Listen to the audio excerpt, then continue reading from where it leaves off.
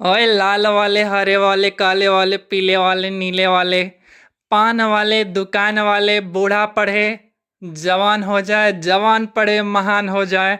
तो आप भी उनमें से कोई एक हैं तो आप भी पढ़ो।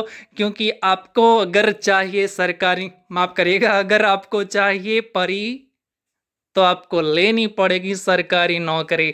आप देखते हैं इंस्टाग्राम ओपन करते हैं तो हो क्या क्या मस्त परी होते हैं। तो अगर आपको वैसी परी चाहिए ना तो फिर सरकारी नौकरी लेनी ही पड़ेगी। चाहे सरकारी नौकरी आपकी छोटी हो या बड़ी हो, कोई फर्क नहीं पड़ता, बस सरकारी नौकरी होनी चाहिए। तो चलिए, आप ये देख सकते हैं आज कितने हैं। तो आज है आपके टोटल 300 क्वेश्चन है। कितने क्वेश्चन? 300 नहीं, आज 150 क्वेश्चन है। और इसको मैं आपको कराने वाला हूँ। और ये है आपका मैराथन नंबर 2। आपने मैराथन 1 देखा होगा, अगर नहीं देखा है तो मैं लिंक दे दूंगा डिस्क्रिप्शन में, आप वहाँ से भी देख सकते हैं, लेकिन देखना ज़रूर। और उसके बाद आपको कोई भी सवाल हो तो आप हमें बता देना। और यहाँ पे अगर कोई कन्फ्यूजन आता है तो आप क्या करना, उसको नोट डाउन कर लेना अपने कॉपी पर। और आंसर शीट जो है ये अवेलेबल कराए गए हैं खान सर के द्वारा, जो कि थोड़ा सा कहीं ना कहीं मिस प्रिंट रहते हैं, क्योंकि वहाँ पे जो प्रिंट करने वाले रहते हैं वो ध्यान नहीं देते हैं। सो अगर कोई सवाल हमारे द्वारा गलती आ जाते हैं, मतलब उसका आंसर, तो आप हमें कमेंट कर देना एंड थोड़ा कोऑपरेट करना। तो चलिए, कोई नहीं, हम स्टार्ट करते हैं इस क्लास को। और जहाँ भी पॉलिटी आते हैं, दुनिया का कोई भी एग्ज़ाम हो, दुनिया से क्या, अगर पॉलिटी का मतलब कि भारत में कहीं भी अगर कोई एग्ज़ाम हो जहाँ पे पॉलिटी आते हैं तो आप उनके लिए और एक क्विक रिवीजन के तौर पे आप इसको ले सकते हैं। कोई इशू नहीं है, कोई रोक टोक नहीं है, कोई मनाही नहीं है, आप रिलैक्स होके लीजिए। तो चलिए हम स्टार्ट करते हैं आज की क्लास को। तो चलिए, पहला सवाल है आपके सामने है, वो क्या है? यहाँ कह रहा आपसे, एक मिनट, कलर, चलिए ठीक है। भारत के महान न्यायवादी की नियुक्ति कौन करता है? अगर इसकी हम बात करें तो ये तो आपको बिल्कुल सिंपल है, तो आपको पता होगा कि भारत के महान न्यायवादी की नियुक्ति राष्ट्रपति साहब करते हैं। दूसरा सवाल, भारत का राष्ट्रपति अपना त्यागपत्र किसको सौंपता है? तो भारत का राष्ट्रपति अपना त्यागपत्र उपराष्ट्रपति को सौंपते हैं, और उपराष्ट्रपति अपना त्यागपत्र राष्ट्रपति को सौंपते हैं, एक दूसरे को। उसके बाद, राज्य मंत्री परिषद किसके प्रति उत्तरदायी होता है? तो अगर इसकी हम बात करें तो राज्य मंत्री परिषद जो होते हैं वो किसके प्रति उत्तरदायी होते हैं? तो वो होते हैं विधानसभा के प्रति। अगला सवाल है, भारत के महान न्यायवादी को कौन हटा सकता है? तो जो भारत के महान न्यायवादी होते हैं उसको अगर हम हटाने की बात करें तो उसको एकमात्र व्यक्ति वो है राष्ट्रपति। जो कि राष्ट्रपति कौन है? तो भारत के राष्ट्रपति देश के प्रथम व्यक्ति होते हैं और वो तीनों सेनाओं के प्रमुख होते हैं। ये सारी बातें भी आपको पता होनी चाहिए, क्योंकि सवाल यहाँ से कई बार जो है आते हैं और रिपीट होते हैं। बस एक ही दो सवाल काफ़ी ज़्यादा रिपीट होते हैं क्योंकि वो बहुत ज़्यादा इंपॉर्टेंट होते हैं। अगला सवाल है, पटना हाई कोर्ट की स्थापना कब हुई? तो पटना हाई कोर्ट की स्थापना की बात करें तो ये आपका 1916 ईस्वी में होता है पटना हाई कोर्ट की स्थापना। एंड नेक्स्ट है आपका, बिहार में लोकसभा सीटों की संख्या कितनी है? तो बिहार में लोकसभा सीटों की संख्या अगर इसकी हम बात करें तो ये है, वर्तमान में कितने हैं? तो वर्तमान में लोकसभा सीटों की संख्या तो 40 हैं, और उसके बाद जो राज्यसभा सीटों की संख्या है वो 16 हैं, जो कि 2026 तक आपका इसी तरह रहने वाला है, मतलब यथावत, इसमें नो चेंजिंग होने वाला है। सो उसके बाद ये चेंजिंग हो सकता है, बट 2026 तक आपका यथावत रहेगा, नो चेंजिंग। आगे है, राज्य और लोकसभा की संयुक्त बैठक कौन बुलाता है? यहाँ पे बुलाने की बात कह रहा है, सो आप इस बात को ध्यान देना। जो राज्यसभा और लोकसभा की संयुक्त बैठक को बुलाता है वो तो बुलाते तो राष्ट्रपति हैं, लेकिन उनकी अध्यक्षता कौन करते हैं? तो लोकसभा का जो अध्यक्ष होते हैं उनकी अध्यक्षता वो करते हैं। और अगर थोड़े समय के लिए मतलब उसको क्या करना हो, सत्रावसान करना हो, तो वो सत्रावसान करने का अधिकार जो होता है वो तो होता है लोकसभा के अध्यक्ष के पास। लेकिन राष्ट्रपति उसको बुलाते हैं, मतलब कि जो संयुक्त अधिवेशन होते हैं, संयुक्त बैठक होता है, उनको बुलाने का काम, आहूत करने का काम किनका होता है? तो वो होता है राष्ट्रपति साहब का। तो चलिए, अगला सवाल है 8 नंबर, भारत के राष्ट्रपति को पद से कौन हटा सकता है? तो भारत के जो राष्ट्रपति हैं उनको पद से कौन हटा सकते हैं? तो उनको पद से संसद हटा सकते हैं। कौन हटा सकते हैं? संसद हटा सकते हैं।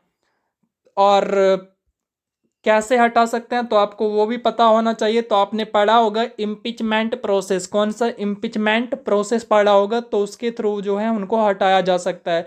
और इम्पीचमेंट की अगर बात करें तो ये आर्टिकल 61 में आते हैं। ठीक है, तो यहाँ पे आंसर हो गया हमारा संसद। आगे है 9 नंबर सवाल, अनुच्छेद 370 का संबंध किस राज्य के विशेष प्रावधान से है? तो अगर इसकी हम बात करें तो ये तो आपको सिंपल पता होगा कि इसमें जो अनुच्छेद 370 था, ये जम्मू कश्मीर को एक विशेष राज्य का दर्जा देता था, जो कि फिलहाल अब खत्म है। और अब ऐसा इसका मतलब ये नहीं हुआ कि आर्टिकल 370 खत्म हो गया, इसका मतलब ये नहीं है। आर्टिकल 370 तो अभी भी मौजूद है, बस जो जम्मू कश्मीर को स्टेटस मतलब स्पेशल राज्य का दर्जा मिलता था वो चीज़ खत्म कर दिया गया है। आगे 10 नंबर, इंदिरा गांधी द्वारा राष्ट्रीय आपातकाल की घोषणा कब की गई थी? तो इंदिरा गांधी द्वारा आपने सुना भी होगा कि हमारे राष्ट्रपति थे उस टाइम फखरुद्दीन अली अहमद थे, और उन्हीं के टाइम जो है क्या था कि इंदिरा गांधी जी के द्वारा आपातकाल की घोषणा किया गया था। तो वो कब किया गया था? 1975 में। ठीक है, आगे चलते हैं। भारतीय संविधान में कितने अध्याय हैं? 11 नंबर की अगर हम बात करें तो यहाँ पे जो आंसर होने वाला है, भारतीय संविधान में कितने अध्याय हैं, तो अध्याय कहने का मतलब हो जाता है भाग, भाग से। तो हमारे संविधान में आपको पता होगा कि 25 भाग थे। तो यहाँ पे फिलहाल देखिए, एक मिनट, अगर हम संविधान निर्माण के समय की बात करें, जब संविधान निर्माण हुआ था तो उस टाइम अनुच्छेद टोटल कितना था? तो 395। और अनुसूची की जो संख्या थी वो 8 थी, और बाद में 4 जोड़े गए। उसके बाद जो हमारा भाग है जिसको अध्याय कहते हैं, तो उसकी संख्या जो थी वो 22 थी। और अभी जो है वर्तमान समय में अनुच्छेद की संख्या 395 है। लेकिन अगर गिनती करेंगे 1 2 3 4 5 6 करके, तो क्योंकि अनुच्छेद आप जैसे 5 ले लो तो उसी में से 3 3 अनुच्छेद आ जाते हैं। अगर 5 को सिर्फ आप एक गिनो और उसमें 3 पार्ट आते हैं, 5 का का, 5 का खा, 5 का गा, अगर आप इसको 3 गिने तो फिर इस तरह से गिनती करके टोटल 425 प्लस भी हो जाते हैं, मतलब 395 प्लस हो जाते हैं अनुच्छेद। और उसके बाद वर्तमान समय में जो भाग की संख्या है, बोले तो अध्याय की संख्या, वो है आपका 25। तो जो कि आपका यहाँ पे ऑप्शन में दिख नहीं रहा है, सो आप यहाँ पे 25 कर लेना। और ये जो है आंसर प्रोवाइड कराया गया है खान सर के द्वारा। तो वहाँ पे जो क्या कहता है प्रिंट करने वाला होता है, तो उसके द्वारा थोड़ा सा चेक नहीं किया गया है, इसी वजह से ये गलती है थोड़ा। और बाय चांस मेरे से भी अगर ध्यान ना रहे, गलत हो जाए, तो आप हमें कमेंट कर देना, और ताकि हमें भी ध्यान रहे। तो चलिए हम आगे चलते हैं 12 नंबर सवाल पे।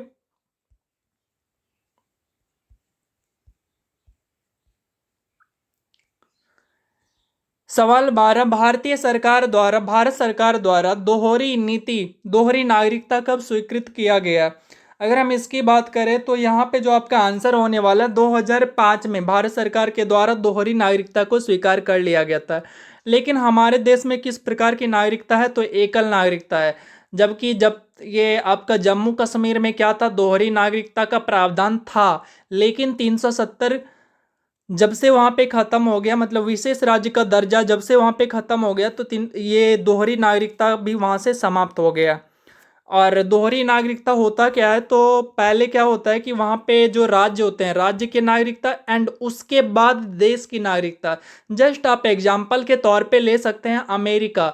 अमेरिका का अगर कोई एक राज्य का नाम बोलूँ मैं, जैसे लॉस एंजल्स है, तो लॉस एंजल्स में अगर आप रहते हैं, आप वहाँ का नागरिक हैं, तो फिर इसका मतलब ये है कि आपके पास सबसे पहले तो वहाँ के उस राज्य यानी लॉस एंजल्स का नागरिकता होगा, एंड देन आपके पास जो है अमेरिका का नागरिकता होगा। तो इसको कहते हैं दोहरी नागरिकता। बस ध्यान रखिएगा, पहले राज्य की नागरिकता एंड देन राज्य देश की नागरिकता, इस तो ये होता है दोहरी नागरिकता। आगे है हमारा सवाल, भारतीय संविधान में स्वतंत्रता का अधिकार से संबंधित अनुच्छेद की संख्या, आर्टिकल की संख्या, क्या आर्टिकल की संख्या नहीं पूछा है, बस ये पूछा है कि स्वतंत्रता का अधिकार के लिए अनुच्छेद कौन सा है। अगर हम इसकी बात करें तो यहाँ पे जो हमारा आंसर होने वाला है, क्या होने वाला है, डी 19। तो स्वतंत्रता का अधिकार का जो मेंशन किया गया है वो किस में किया गया, तो 19 में। और ये है हमारा मौलिक अधिकार से संबंधित है। तो 12 में क्या है, तो 12 में आपका मौलिक अधिकार की परिभाषा का जिक्र किया गया है आर्टिकल 12 में। और उसके बाद अगर 15 की बात करें तो आर्टिकल 15 में है धर्म, वंश, लिंग, जाति और जन्म स्थान के आधार पर आप किसी से भी विभेद नहीं कर सकते। कहने का मतलब डिस्क्रिमिनेशन नहीं कर सकते, भेदभाव बिल्कुल नहीं कर सकते। तो जैसे कि पहले के ज़माने में होता था, आज से लगभग 15-20 साल पहले दादा दादा जी सबके टाइम में, अभी भी होता है बट बहुत कम वो सब देखने को मिलता है। और वैसे इन चीज़ों को मान्यता नहीं देना चाहिए। कि होते क्या थे, अगर हमारे गांव में कोई नीचे जाति के लोग अगर आ जाते थे तो जो बड़े मतलब उच्च जाति के लोग होते थे वो क्या करते थे, उन्हें गांव में नहीं घुसने देते थे, मंदिर नहीं आने देते थे, मतलब बहुत तरह का भेदभाव होता था। सो उन चीज़ों को क्या किया गया, ख़त्म किया इन चीज़ों को ख़त्म किया गया। और जन्म स्थान के आधार पर भी भेदभाव किया जाता था कि तुम इस गांव के हो, तुम इस गांव के हो तो मेरे गांव नहीं आ सकते, ऐसा तरह होता था। और धर्म वंश के आधार पे भी भेदभाव किया जाता था कि तुम हिंदू हो, तुम ईसाई हो। तो ये सब भी चीज़ें जो है आर्टिकल 15 के अकॉर्डिंग इसको ख़त्म किया गया। लिंग के आधार पे ख़त्म किया गया, जाति बता ही दिया, जन्म स्थान बता ही दिया। तो आर्टिकल 15 में ये है। और 17 में क्या है, तो 17 में आपका अस्पृश्यता का अंत है। अस्पृश्यता का अंत कहने का मतलब होता है छुआछूत। क्या चीज होता है, छुआछूत। छुआछूत कहने का मतलब होता है कोई नीची जाति का लोग है, अगर उच्च जाति के लोगों के पास वो आ नहीं सकते। क्यों, वो जो उच्च जाति के लोग होते हैं वो उन्हें आने नहीं देते हैं, कहते हैं कि मेरे यहाँ मत आओ, मेरे दरवाजे पर मत आओ, मेरे गांव मत आओ। क्यों, क्योंकि तुम नीचे जाति का लोग हो, इस वजह से। तो इन सभी चीज़ों को खत्म किया गया, लेकिन ये पहले थी। अब ये अवधारणा धीरे धीरे समाप्त हो रहा है और होना भी चाहिए। और और क्या है, तो आर्टिकल 19 बता ही दिया, स्वतंत्रता का अधिकार है। तो चलिए मैं आपको एक बार पूरा का पूरा आर्टिकल बता देता हूँ मौलिक अधिकार का, आप इसको वन बाय वन करके सुन लेना। अनुच्छेद 12 में क्या है, तो मौलिक अधिकार की परिभाषा है। 13 में क्या है, तो मौलिक अधिकार में असंगत तत्वों का लागू नहीं होना। एंड 14 में क्या है, तो विधि के समक्ष समता का अधिकार। 15 में क्या है, तो धर्म, वंश, जाति, लिंग और जन्म स्थान के आधार पर विभेद नहीं कर सकते। कहने का मतलब भेदभाव बिल्कुल नहीं कर सकते।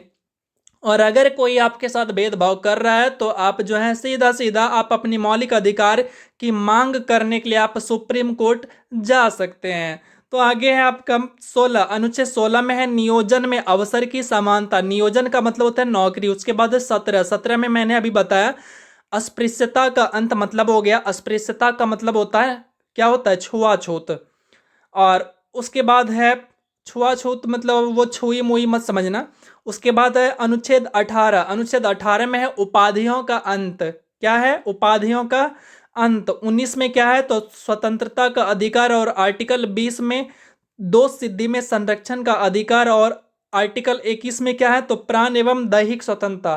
प्राण एवं दैहिक स्वतंत्रता का मतलब हो जाता है कि आप अपना प्राण खुद से भी नहीं ले सकते, आपका प्राण कोई और भी नहीं ले सकता। अब तुरंत यहाँ पे सवाल उठ के आएगा कि सर आप बस ये बता दो कि लोगों को जो फांसी पड़ जाते हैं, अपराधी को जो फांसी पड़ जाते हैं, जब उसका ये स्वतंत्रता है, ये अधिकार है, तो फिर उनको उनकी प्राण को कैसे लिया जाता है। तो यहाँ पे एक अपवाद रूल भी जोड़ा गया है। जो व्यक्ति हमारे संविधान के नियम का उल्लंघन करेगा तो उनके ऊपर ये जो अनुच्छेद 20 और 21 है वो लागू ही नहीं होगा। तो इस वजह से उनको फांसी पड़ जाते हैं। आगे है अनुच्छेद 22। इसमें कहा जाता है कुछ दशाओं में गिरफ्तारी और निरोध से संरक्षण। एंड उसके बाद है 23 में है बलपूर्वक किसी से आप काम नहीं ले सकते। ठीक है, क्या नहीं कर सकते, बलपूर्वक आप किसी से भी काम नहीं ले सकते। लेकिन इसका भी अपवाद है, भारत सरकार अगर चाहे तो ले सकती है। बट आपके तरह जो बराबरी के लोग हैं, जो आम जनता है, सिंपल लोग हैं, भारत सरकार को छोड़ के आपसे ये कोई भी नहीं ले सकते। आगे 24, अनुच्छेद 24 में है कोई उद्यमी या कारखाने का मालिक जो है वो 14 वर्ष तक के बच्चों से काम नहीं करा सकते। और 25 में है आपका क्या है, अनुच्छेद 25 में धर्म अपनाने की स्वतंत्रता, अनुच्छेद 26 में है धार्मिक कार्यों की व्यवस्था, और अनुच्छेद 27 में है धार्मिक कर, और 28 की अगर बात करें तो धार्मिक उपासना में भाग लेने का अधिकार। और अर्थात इसमें एक चीज और जोड़ा गया है कि सरकारी शिक्षण संस्थान में किसी भी धर्म की शिक्षा नहीं दी जाएगी। एंड 29 में क्या है, तो अल्पसंख्यक वर्गों के हितों की रक्षा, और अनुच्छेद 30 में है अल्पसंख्यक वर्गों की संस्थान एवं उसके प्रावधान संबंधी व्यवस्था। और अनुच्छेद 31 में क्या है, तो ये वर्तमान में आपका लागू नहीं है। यहाँ पे था आपका संपत्ति का अधिकार, जिसको कि उठा के सीधे यहाँ से उठा के कहाँ फेंक दिया गया, 3 के क में फेंक दिया गया। संपत्ति का अधिकार आपका मौलिक अधिकार नहीं है, वो कैसा अधिकार है, तो वो अब आपका कानूनी अधिकार बन गया है।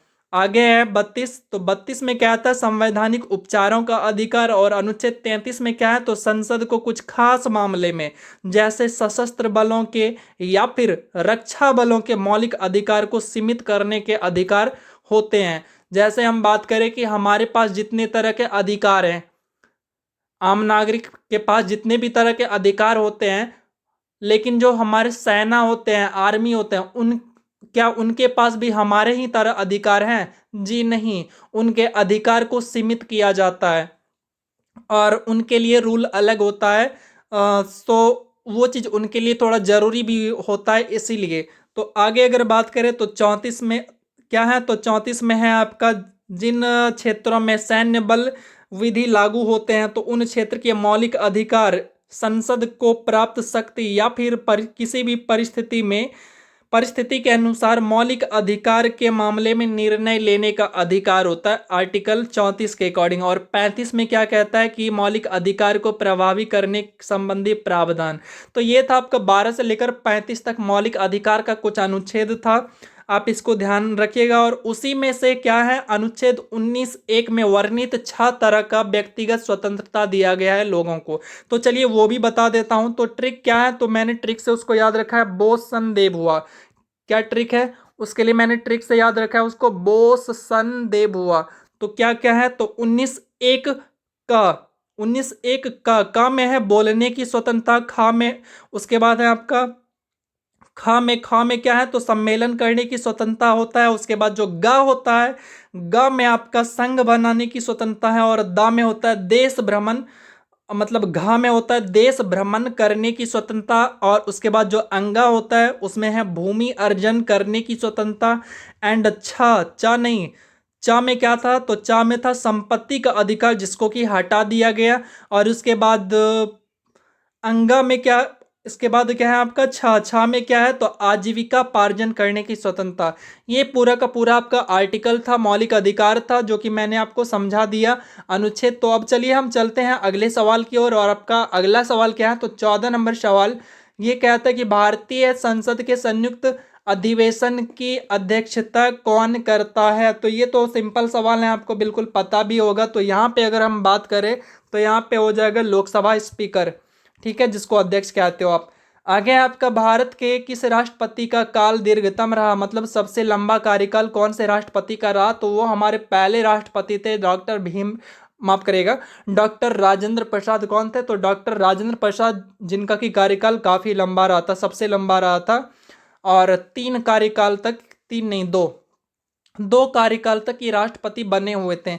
आगे है किस संविधान संशोधन द्वारा पंचायतों को संवैधानिक दर्जा प्राप्त हो गया था। तो इसकी अगर बात करें तो 73वां संविधान संशोधन के द्वारा जो है 73वां संविधान संशोधन के द्वारा क्या किया गया था कि पंचायती राज जो है उनको संवैधानिक दर्जा दिया गया था।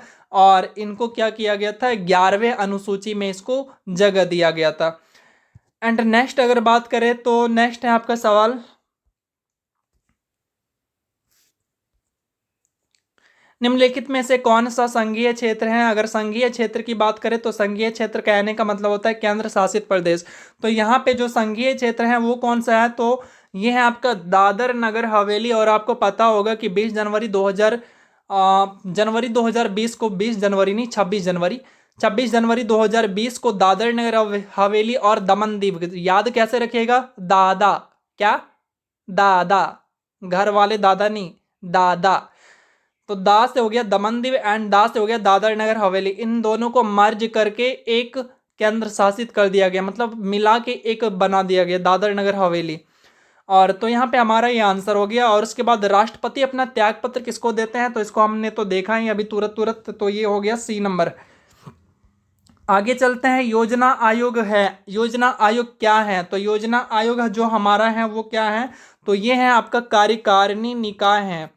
ये हमारा संवैधानिक निकाय नहीं है, मतलब जो कॉन्स्टिट्यूशनल बॉडी नहीं आते हैं, ये हमारा क्या है, तो कार्यकारिणी निकाय हो जाते हैं।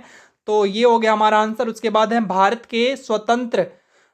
के सर्वोच्च न्यायालय के न्यायाधीश को सेवानिवृत्ति आयु क्या है, तो भारत के जो सर्वोच्च न्यायालय होते हैं, मतलब भारत के जो सर्वोच्च न्यायालय के न्यायाधीश हैं, उनकी निवृत्ति मतलब रिटायरमेंट की आयु क्या होती है, तो आपको पता होना चाहिए कि उसकी जो रिटायरमेंट की आयु होते हैं तो वो कितने हो जाते हैं, तो वो हो जाते हैं, अरे वाह, इसमें तो ऑप्शन ही नहीं दे रखा है, एक मिनट रुकिएगा। यहाँ पे जो हमारा एक ऑप्शन होना चाहिए था वो 65 होना चाहिए था। अगर 65 है ही नहीं तो क्या करें, तो देखिए 65 अगर है ही नहीं तो फिर यहाँ पे मारने का कोई मतलब ही नहीं बनता है, तो सवाल फिर मतलब यहाँ पे ऑप्शन गलत हो जाएगा। तो यहाँ पे 65 होते हैं। सुप्रीम कोर्ट के जितने भी न्यायाधीश होते हैं उनका रिटायरमेंट का जो आयु होता है वो 65 होता है, ये ध्यान में रखिएगा। चलिए अगले सवाल की ओर चलते हैं। अगला सवाल है संयुक्त राष्ट्र महासभा का कार्यालय कहाँ है। कार्यालय कहने का मतलब क्या होता है, तो मुख्यालय। मुख्यालय है कहाँ पे, तो मुख्यालय की अगर बात करें तो वो है आपका न्यूयॉर्क। कहाँ पे, न्यूयॉर्क। न्यूयॉर्क बोले तो अमेरिका। कौन सा अमेरिका, तो वही अभी जो कौन सा बाइडन वाले अमेरिका। चलिए आगे चलते हैं अगले सवाल की ओर। 22 नंबर सवाल है आपसे। उच्चतम न्यायालय के न्यायाधीश के अवकाश ग्रहण की उम्र क्या है। उच्चतम न्यायालय मतलब सुप्रीम कोर्ट के जो न्यायाधीश होते हैं, थोड़ी देर पहले हम लोगों ने पढ़ा इसको, तो अगर इसकी बात करें तो 65 वर्ष हो जाएंगे यहाँ पे। तो देखिए यहाँ पे ऑप्शन है तो नो प्रॉब्लम है। आगे चलते हैं सवाल नंबर 23 पे। इनमें से कौन भारत के राष्ट्रपति द्वारा नियुक्त नहीं होते हैं, मतलब ऐसा कौन सा ऑप्शन है जो कि भारत के राष्ट्रपति द्वारा नियुक्त नहीं किए जाते हैं। अगर इसकी हम बात करें तो यहाँ पे जो आपका आंसर होने वाला है, देखिए राजदूत होते हैं, प्रधानमंत्री, जी बिल्कुल, प्रधानमंत्री साहब भी जो होते हैं राष्ट्रपति के द्वारा ही नियुक्त किए जाते हैं, ठीक है, मतलब उनकी साइन होते हैं लास्टली। उसके बाद है भारत के मुख्य न्यायाधीश, ये भी होते हैं। एंड उपराष्ट्रपति, जी नहीं, उपराष्ट्रपति साहब जो हैं इनके द्वारा नियुक्त नहीं होते हैं। तो हमारा आंसर यहाँ पे ये हो गया। चलिए आगे देखिए। विभिन्न राजनीतिक दलों की स्वीकृति राष्ट्रीय पार्टी अथवा प्रादेशिक पार्टी के रूप में कौन प्रदान करता है, तो कोई भी पार्टी जो है वो राजनीतिक पार्टी है, राष्ट्रीय पार्टी है, ये कौन डिसाइड करते हैं, तो ये डिसाइड करते हैं चुनाव आयोग। कौन, तो चुनाव आयोग करते हैं। कौन, फिर से बोलिए, चुनाव आयोग। चुनाव आयोग 26 जनवरी 1950 को इनका गठन होता है, इसलिए 26 जनवरी को, 26 जनवरी नहीं 25 जनवरी, माफ करिएगा, 25 जनवरी 1950 को इनका गठन होता है, इसलिए 25 जनवरी को मनाते हैं वोटर डे, मतदाता दिवस, याद रखिएगा। और अगला सवाल है आपसे। भारतीय नागरिकों के मौलिक कर्तव्य हैं, कितने मौलिक कर्तव्य हैं वर्तमान में आपको ये बताना है। अगर हम इसकी बात करें तो ये है आपका 11, जबकि शुरू में 1976 में जब इसको लागू किया गया था स्वर्ण सिंह समिति के सिफारिश पर, तो उस समय टोटल 10 ही थे। आगे है 26 नंबर सवाल। यहाँ पे क्या है, राज्यसभा में सदस्यों की अधिकतम संख्या कितनी होती है। अगर इसकी बात करें तो ये तो 250 होती है, इससे ज़्यादा नहीं हो सकती है। और उसके बाद वर्तमान में हैं कितने, तो ये भी आपको पता होना चाहिए कि वर्तमान में 245 हैं। एंड नेक्स्ट सवाल है आपसे कि भारत में राष्ट्रपति आय लेखा किसके द्वारा प्रकाशित किए जाते हैं। अगर इसकी बात करें तो यहाँ पे जो आपका आंसर होने वाला है CSO, सेंट्रल स्टेटिस्टिक्स ऑर्गेनाइजेशन, यानी केंद्रीय सांख्यिकी संगठन, इसके द्वारा क्या किए जाते हैं, प्रकाशित किए जाते हैं। अगला सवाल, भारत के उपराष्ट्रपति का चुनाव करने वाले सदस्य होते हैं, तो कौन होते हैं, तो इसकी अगर बात करें तो ये होते हैं पार्लियामेंट। पार्लियामेंट बोले तो संसद के सदस्य होते हैं।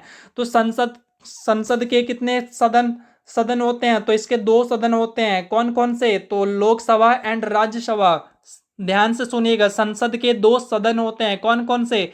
लोकसभा यानी पार्लियामेंट की मैं बात कर रहा हूं, इंग्लिश में पार्लियामेंट, हिंदी में संसद।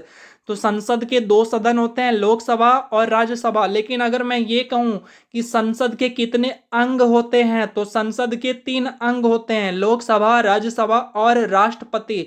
बहुत ध्यान से इसको सुनिएगा, सवाल को गलती नहीं करिएगा, नहीं तो फिर कांड हो जाएगा बच्चा। चलिए आगे देखते हैं। 29 नंबर सवाल, मुख्य न्यायाधीश के अतिरिक्त उच्चतम न्यायालय में न्यायाधीशों की संख्या कितनी है? तो 33+1 याद रख लीजिए, कितना? तो 33+1।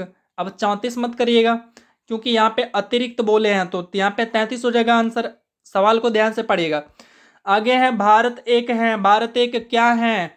भारत एक धर्मनिरपेक्ष राष्ट्र है। आपने पढ़ा भी होगा, बहुत बार पढ़ा होगा, तो सीधा सीधा आप आंसर कर सकते हैं। अगला सवाल, जो सदस्य लोकसभा के अध्यक्ष का चुनाव करते हैं वो होते हैं, वो क्या होते हैं? अगर इसकी बात करें तो वो होते हैं लोकसभा के, वो होते हैं लोकसभा के, यानी जो सदस्य लोकसभा के अध्यक्ष का चुनाव करते हैं, तो वो सभी के सभी जो होते हैं मेंबर, वो कहाँ के होते हैं? लोकसभा के ही होते हैं। इस बात को अच्छे से गहराई से समझिए। आगे चलिए, अगले सवाल पे है कि भारत के राष्ट्रपति जिन सदस्यों द्वारा चुने जाते हैं वे होते हैं, जो भारत के राष्ट्रपति होते हैं वो कौन से, मतलब कौन से सदन का मेंबर होता है या फिर किसके द्वारा चुने जाते हैं? आपको बस सीधा सीधा यही कहा है। तो भारत के जो राष्ट्रपति चुने जाते हैं वो दोनों सदन यानी लोकसभा, राज्यसभा एवं राज्य की जो विधान सभा होते हैं वहां के सदस्यों के द्वारा इनको चुना जाता है। बस ध्यान रखिए, बहुत इंपॉर्टेंट सवाल है। और ये जितने भी सवाल हैं ना वो आपका बीपीएससी और दरोगा में आए हुए हैं, और ये पॉलिटी जो है चैप्टर वाइज है, यानी शुरू से लेके लास्ट चैप्टर तक में एक एक सवाल मेंशन है जो कि बीपीएससी प्लस दरोगा में आए हुए हैं। सो आप रिलैक्स होके इसको कंप्लीट देखिए और जुनून को कम मत करना, क्योंकि हमें चलना है, अभी लास्ट तक चलना है। आगे है 33 नंबर सवाल, पंचायती राज लागू किया गया, कब लागू किया गया? तो इसको किया जाता है 2 अक्टूबर 1959 में राजस्थान के नागौर जिले से इसको सर्वप्रथम इसको लागू किया जाता है। और आगे अगर बात करें तो आगे है आपका 34 नंबर सवाल, उपचुनाव कराया जाता है कितने साल के बाद? अगर इसकी बात करें तो उपचुनाव कभी भी कराया जा सकता है। इसका मतलब कोई ऐसा फिक्स डेट, फिक्स ईयर नहीं होता है कि 5 साल 10 साल ये वो फलना चिलना, ऐसा कुछ नहीं है। जब मन आए तब करा लो, कहने का मतलब जब जरूरत होता है तब करा लिया जाता है, ठीक है। चलते हैं अगले सवाल पे। सवाल नंबर 35। 35 नंबर सवाल है आपसे कि किसी भी राजनीतिक दल को राष्ट्रीय दल बनने के लिए कितने राज्यों से मान्यता प्राप्त होना जरूरी है? जैसे आप ले लो, कोई एक पार्टी है, जैसे मैं बात करूं अभी फिलहाल सबसे पॉपुलर पार्टी की बात करूं तो मान लो वो है बीजेपी पार्टी, या छोड़ो बीजेपी, आपने कोई एक पार्टी बना दिया, ठीक है, आपका नाम है कुछ भी, चलो छोटू नाम है, तो आपका पार्टी का नाम है छोटुआ पार्टी। तो आप जो छोटुआ पार्टी हैं, ये अभी क्या है, लोकल पार्टी है, मतलब आसपास का लोग, आपके एक दो लोग जानते होंगे। आप चाहते हैं कि आपकी पार्टी को पूरा देश जाने, तो वो जो है कब जानेगा? कहने का मतलब एक राष्ट्रीय दर्जा मिले, पूरे देश में इसका नाम आए, तो वो कम से कम जब आपका पार्टी जो है 4 राज्यों में, कितने राज्यों में? कम से कम 4 राज्यों में अगर इसको मान्यता मिल गया, फैला हुआ हो, तो फिर ये राष्ट्रीय राजनीतिक पार्टी बनने को तैयार हैं, बिल्कुल तैयार हैं। बस याद रखिएगा कितना राज्य में? कम से कम 4 राज्यों में, ठीक है। आगे है, संयुक्त राष्ट्र दिवस कब मनाया जाता है? तो संयुक्त राष्ट्र दिवस मनाया जाता है आपका 24 अक्टूबर को। क्यों मनाया जाता है? क्योंकि संयुक्त राष्ट्र दिवस इसलिए मनाया जाता है क्योंकि यूएनओ जो है इसका स्थापना किया गया था 24 अक्टूबर 1945 ईस्वी को, और इसीलिए जो है इसी दिन संयुक्त राष्ट्र दिवस मनाया जाता है। और बहुत इंपॉर्टेंट सवाल है ये वाला।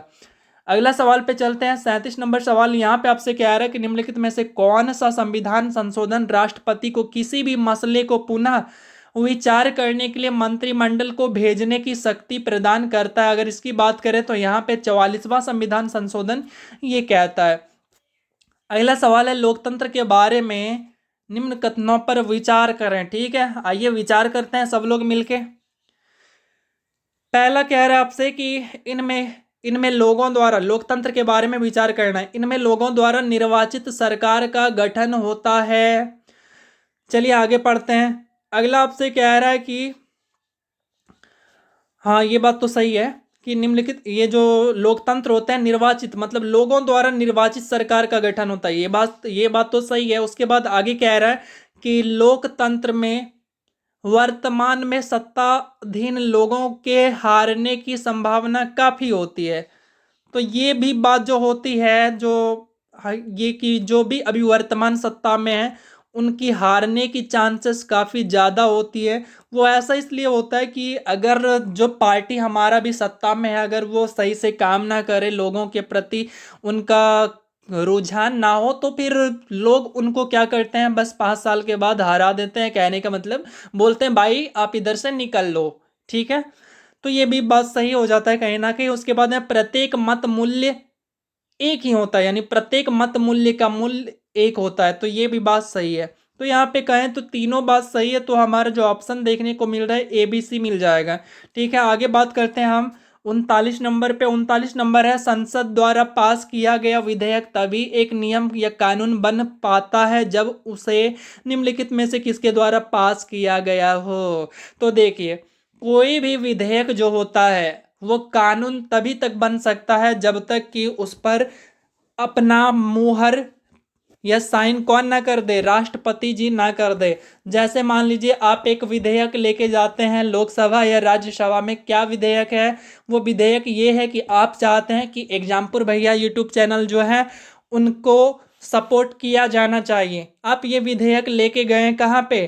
तो आप ये विधेयक लेके गए हैं अपने सदन में, या तो लोकसभा में या राज्यसभा में। अगर ये विधेयक दोनों जगह से पास हो गया, 2/3 बहुमत से, 2/3 बहुमत से पास हो गया, तो फाइनली पास होने के बाद ये जाएगा आपका राष्ट्रपति जी के पास, ये विधेयक जाएगा। और जब ये विधेयक राष्ट्रपति जी ने साइन कर दिए तो फिर उसी टाइम से एक कानून बन जाएगा। क्या बन जाएगा कि जो एग्जामपुर भैया यूट्यूब चैनल है उनको जो है सभी के द्वारा सपोर्ट किया जाना चाहिए। ठीक है, तो उम्मीद करते हैं आप समझ गए होंगे। तो यहाँ पे जो हमारा आंसर होने वाला है वो है राष्ट्रपति। आगे चलते हैं। भारत के दोनों लोकसभा और राज्यसभा में कोरम के लिए सदस्यों का कौन सा अंश आवश्यक है? तो देखिए कोरम क्या है, तो ये अनुच्छेद 100 में है। अनुच्छेद कौन सा? तो 100 में। और कोरम का मतलब ये होता है कि जैसे मान लीजिए आप स्कूल जाते होंगे, तो कभी कभी क्या होता है, जैसे कि बारिश वारिश के मौसम में क्या होता होगा, आप याद करिएगा मेरे बातों को, कि जब स्कूल जाते होंगे तो बारिश वारिश के मौसम में बच्चे बहुत कम आते होंगे, आते थे। तो मास्टर साहब क्या कहते थे कि अरे बच्चे तो एक दो ही आए हैं, क्या पढ़ाएं तुम लोग को। तो उनका भी पढ़ाने का मन नहीं होता था, इसीलिए क्या कह देते थे कि जाओ तुम लोग, छुट्टी हो गया। ठीक है, मतलब बच्चे कम होते थे, इतने कम होते थे कि वो पढ़ा नहीं सकते। तो इसी वजह से जो है वो क्या करते थे, क्लास को पोस्टपोन कर देते थे और कहते थे कि कोई नहीं, अगले दिन आना, आज छुट्टी है। तो उसी तरह से जो हमारा सदन होता है, चाहे वो लोकसभा हो या राज्यसभा हो, वहां पे जो लोकसभा या राज्यसभा के मेंबर अगर सदन में कम से कम 1/10, जैसे लोकसभा में टोटल सदस्य कितने हैं, 545 हैं अभी वर्तमान में, और राज्यसभा में 245। अगर इनका 245 और 545 का 1/10 कितना, 1/10 मेंबर अवेलेबल नहीं होगा, तो राज्यसभा के जो अध्यक्ष होंगे या फिर लोकसभा के जो अध्यक्ष होंगे वो सदन की कार्यवाही को आगे नहीं बढ़ाएंगे। कम से कम लोकसभा में 55 सदस्य और राज्यसभा में 25 सदस्य। आप 545 का 1/10 कीजिए तो लगभग 55 आ जाएगा। सो कन्फ्यूज मत होइए। तो आप समझ गए होंगे कोरम या गणपूर्ति, हाँ गणपूर्ति भी कहते हैं हिंदी में। आगे देखिए, भारतीय संविधान का कौन सा भाग राज्य के लिए नीति निर्देशक तत्व लागू करने वाला तत्वों का उल्लेख करता है? तो यहाँ पे बस सीधा सीधा पूछा है कि कौन सा भाग में उल्लेख है राज्य के नीति निर्देशक तत्व का, तो ये है आपका भाग 4 में। बिल्कुल सिंपल होगा। भाग 1 में आपका क्या है, तो आपको पता है संघ एवं राज्य क्षेत्र, दूसरे में नागरिकता, तीसरे में मौलिक अधिकार और चौथे में आपका राज्य का नीति निर्देशक तत्व। आगे चलते हैं अगले सवाल पे। भारतीय संविधान की कौन सी अनुसूची भाषाओं का उल्लेख करता है? इसकी अगर हम बात करें तो 42 नंबर का यहाँ पे हो जाएगा आपका बी। तो आपने पढ़ा भी होगा, अगर आप कोई ना कोई ट्रिक से याद किए होंगे तो मैं बता दूं कि मैं कौन से ट्रिक से याद किया हूं। मैंने याद किया है कौन सा ट्रिक्स, तो अरे याद तो आ जा। हाँ, रावेश राज में सुबह भूदपन। रावेश राज में सुबह भूदपन। देखिए मतलब लॉजिक, ये ट्रिक बस उल्टा पुल्टा लग रहा है, लेकिन एक बार आप कर लो ना, हमें क्या जाता है कौन सा इससे हमें हनी सिंह का गाना याद रखना है, हमें तो एक बार बस याद हो जाए तो इस ट्रिक्स का कोई मतलब ही नहीं बनता। तो 8वें नंबर पे है 8वें नंबर पे है क्या, सुभा। भा है, भा मतलब होता है भाषा। तो 8वें अनुसूची में भाषा का जिक्र किया गया। आगे है डॉक्टर राजेंद्र प्रसाद कितने वर्ष तक राष्ट्रपति रहे थे? तो इसकी अगर बात करें तो राष्ट्रपति रहे थे ये टोटल 12 साल तक रहे थे, 1962 तक ये रहे थे। आगे चलते हैं 44 नंबर।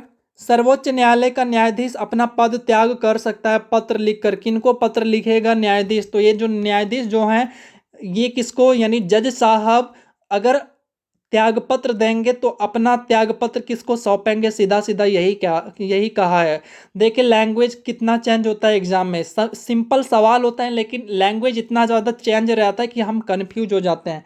तो यहाँ पे राष्ट्रपति हो जाएगा हमारा आंसर। चलते हैं अगले सवाल की ओर। 45 नंबर। निर्वाचन आयुक्त को पद से हटाया जा सकता है, तो कैसे हटाया जा सकता है, ये प्रोसेस है। तो अगर पढ़े हम ऑप्शन को, तो मुख्य निर्वाचन आयुक्त द्वारा, निर्वाचन आयुक्त को मुख्य निर्वाचन आयुक्त द्वारा हम नहीं हटा सकते। प्रधानमंत्री द्वारा, जी नहीं, प्रधानमंत्री साहब भी इनको नहीं हटा सकते। भारत के मुख्य न्यायाधीश द्वारा बिल्कुल नहीं हटा सकते। तो किनके द्वारा हटाया जा सकता है इनको? तो इनको हटाया जा सकता है राष्ट्रपति साहब के द्वारा, जो कि ऑप्शन है ही नहीं, तो उपर्युक्त में से कोई नहीं डालना पड़ेगा। लीजिए मैं टिक कर देता हूं आपके लिए, टिक कर दिया, ठीक है। अब हैप्पी। अब देखिए थोड़ा सा मैं आपको यहाँ पे क्लियर कर दूं कि इसमें काफ़ी सारे बच्चे कंफ्यूज हो जाएंगे। तो यहाँ पे जो निर्वाचन आयुक्त होते हैं, तो यहाँ पे ये क्या होते हैं कि हमारा जो निर्वाचन आयुक्त होते हैं वो दो तरह से आते हैं। जैसे अभी वर्तमान समय में जो हमारा निर्वाचन आयोग है ये 3 सदस्यीय है, ध्यान से समझिएगा, ये 3 सदस्यीय हैं। एक होते हैं उनमें मुख्य चुनाव आयुक्त या मुख्य निर्वाचन आयुक्त, जो भी कहिए बात एक ही है। एक तो वो होते हैं और दो क्या होते हैं, अन्य चुनाव आयुक्त होते हैं। ठीक है, बात को समझ गए होंगे। उसके बाद आगे अगर बात करें तो सभी चुनाव आयुक्त की नियुक्ति, मतलब चुनाव आयुक्त जितने भी होते हैं अन्य, तो वो राष्ट्रपति करते हैं। उनकी नियुक्ति कौन करते हैं? राष्ट्रपति करते हैं। और आगे अब हम आते हैं पॉइंट पे, जो हमारा अन्य चुनाव आयुक्त होते हैं मैं उसकी बात कर रहा हूं। एक होते हैं मुख्य, एक होते हैं अन्य। एक होते हैं मुख्य, दो होते हैं अन्य, टोटल हो गए 3 सदस्य। ठीक है, जो अन्य दो होते हैं चुनाव आयुक्त, उनको अगर हटाया जाना है, कोई कदाचार हो तो या किसी भी परिस्थिति में अगर उनको हटाया जाता है तो उनको जो है चुनाव आयुक्त, जो मुख्य चुनाव आयुक्त हैं उनकी सिफारिश पर राष्ट्रपति के द्वारा हटाए जाते हैं। इस बात को ध्यान रखिएगा। लेकिन जो हमारा मुख्य चुनाव आयुक्त होते हैं, अब मैं बात कर रहा हूं मुख्य की, जो हमारे मुख्य चुनाव आयुक्त होते हैं उनको जो है सिंपल हटाया नहीं जाता है। उनको कैसे हटाया जाता है? यदि वो मुख्य चुनाव आयुक्त अपने पद का दुरुपयोग करते हैं तो उन्हें जो है उसी रीति से, कौन से रीति से? उसी रीति से हटाया जाता है जिस रीति से सुप्रीम कोर्ट के न्यायाधीश हटाए जाते हैं। अर्थात आपको पता है कि मुख्य वहाँ के जो सुप्रीम कोर्ट के जो न्यायाधीश होते हैं उनको कैसे हटाया जाता है? तो उनको हटाया जाता है महाभियोग द्वारा। तो जो हमारे मुख्य चुनाव आयुक्त होते हैं इनको तो मुख्य चुनाव आयुक्त को महाभियोग के द्वारा हटाया जाता है पद से, लेकिन जो अन्य चुनाव आयुक्त होते हैं दो, उनको जो है मुख्य चुनाव आयुक्त की सिफारिश पर राष्ट्रपति के द्वारा हटाए जाते हैं। चलिए हम चलते हैं अगले सवाल की ओर चलते हैं, और अगला सवाल आपके सामने कौन सा है? वह है 46 नंबर सवाल। आप लोग कॉपरेट करिए तो मैं आपको शायरी भी सुनाऊंगा, गाना भी सुनाऊंगा। मैं थोड़ा बहुत गाना भी गा लेता हूं, बस उतना भी नहीं, बस थोड़ा सा गा लेता हूं। देखिए, 46 नंबर सवाल में क्या कह रहा है, यहाँ पे कह रहा है आपसे कि भारतीय संविधान में प्रारंभ में मौलिक कर्तव्यों का प्रावधान नहीं था। आपको भी पता है संविधान संशोधन द्वारा संविधान के किस भाग में इसका समावेश किया गया, तो कौन से भाग, तो भाग 4 का ए, या हिंदी में लिखेंगे तो यहाँ पे क्या हो जाएगा, 4 का हो जाएगा। ये हो गया हमारा आंसर। आगे चलते हैं। 47 नंबर सवाल यहाँ पे कह रहा है आपसे कि संविधान सभा में उद्देश्य प्रस्ताव कब प्रस्तुत किया गया, तो उद्देश्य प्रस्ताव को जो प्रस्तुत किया गया था वो कब किया गया था, तो इसको किया गया था 13 दिसंबर 1946 को। तो साथ ही साथ आपको एक और बात पता होना चाहिए कि जो हमारा उद्देश्य प्रस्ताव था उसको स्वीकृति कब मिला था, तो स्वीकृति मिला था 22 जनवरी 1947 को, उसको स्वीकृति मिल गया था। और उद्देश्य प्रस्ताव को प्रस्तुत किसके द्वारा किया गया था, तो ये संविधान सभा में, तो पंडित जवाहरलाल नेहरू जी के द्वारा जो है संविधान सभा में उद्देश्य प्रस्ताव को प्रस्तुत किया गया था। आगे 48 नंबर सवाल है, संविधान सभा के प्रथम अध्यक्ष कौन थे। अब देखिए यहाँ पे क्या कहा गया, क्या आपसे कहीं भी किसी भी तरह से अस्थाई या अस्थाई शब्द का यूज किया गया, बिल्कुल नहीं किया गया। अगर आपसे अस्थाई या अस्थाई के बारे में नहीं कहा गया तो आप सीधा सीधा किसको मारेंगे, सच्चिदानंद सिन्हा को मारेंगे। लेकिन जैसे ही आपसे अस्थाई अस्थाई शब्द जुड़ जाए तो फिर आपको वहां पे अच्छे से देखना पड़ेगा कि हाँ कौन सा ऑप्शन यहाँ पे दिया गया है। बात समझ गए होंगे। चलते हैं 49 नंबर सवाल पे। निम्नलिखित में से कौन सा भारत का नागरिक बनने के लिए आवश्यक नहीं है, तो कौन सा टर्म है जो कि नागरिकता बनने के लिए जरूरी नहीं है उसका, तो अगर बात करें वंशानुक्रम, तो मतलब आपके पापा यहाँ रहे, दादा भी यहाँ रहे, आप भी यहाँ रह रहे हैं, तो ये चीज़ तो जरूरी है, इसमें नो इशू है। आगे अगर बात करें तो जन्म आपका यहाँ भारत में हुआ हो, ये भी आवश्यक है।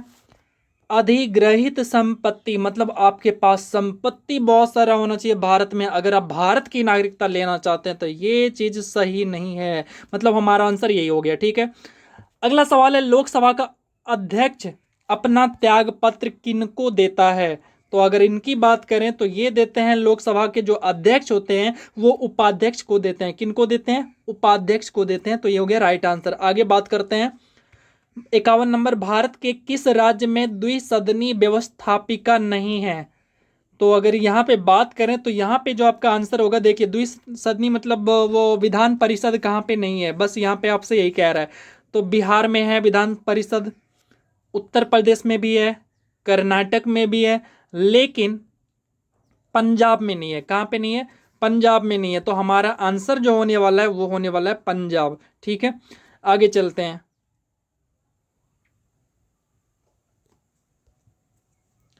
कौन से मूल अधिकार केवल भारतीय नागरिक को उपलब्ध है, यानी वो मूल अधिकार जो कि सिर्फ भारतीय नागरिक को उपलब्ध हैं और वो विदेशी नागरिक जो हमारे यहाँ पे आके रहते हैं उनको प्राप्त नहीं है। अगर उनकी बात करें तो बस इसको सीरियल से आप याद रख लीजिएगा, 15, 16, 19 और 29, बस 4, 15, 16, 19, 29, क्या 15, 16, 19, 29, 15, 16, 19, 29, 3 से 4 बार इसको पढ़ लीजिए अच्छे से, तो आपका क्लियर हो जाएगा। याद रखिएगा, सवाल आए हुए हैं सारे के सारे। उसके बाद है सत्य कथन को चुनिए। अगर सत्य कथन की बात करते हैं तो चलिए पढ़िए पहले तभी तो चुनिए।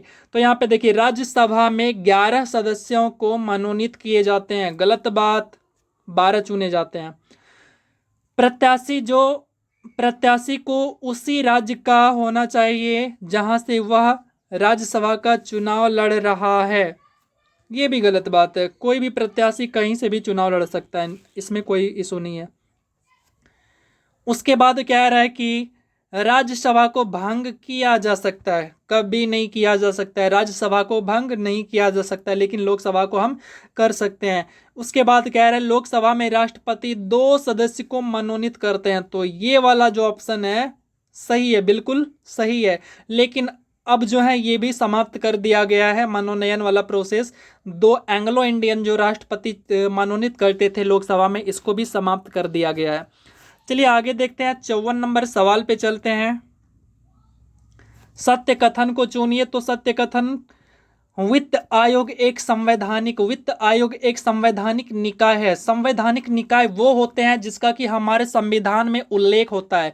तो वित्त आयोग के बारे में आपने पढ़ा भी होगा, अनुच्छेद 280। कौन सा? अनुच्छेद 280। इसका मतलब हमारे संविधान में तो इसका जिक्र है, तो ऑप्शन नंबर 1 सही है। बाकी सारा का सारा से हमें क्या लेना देना।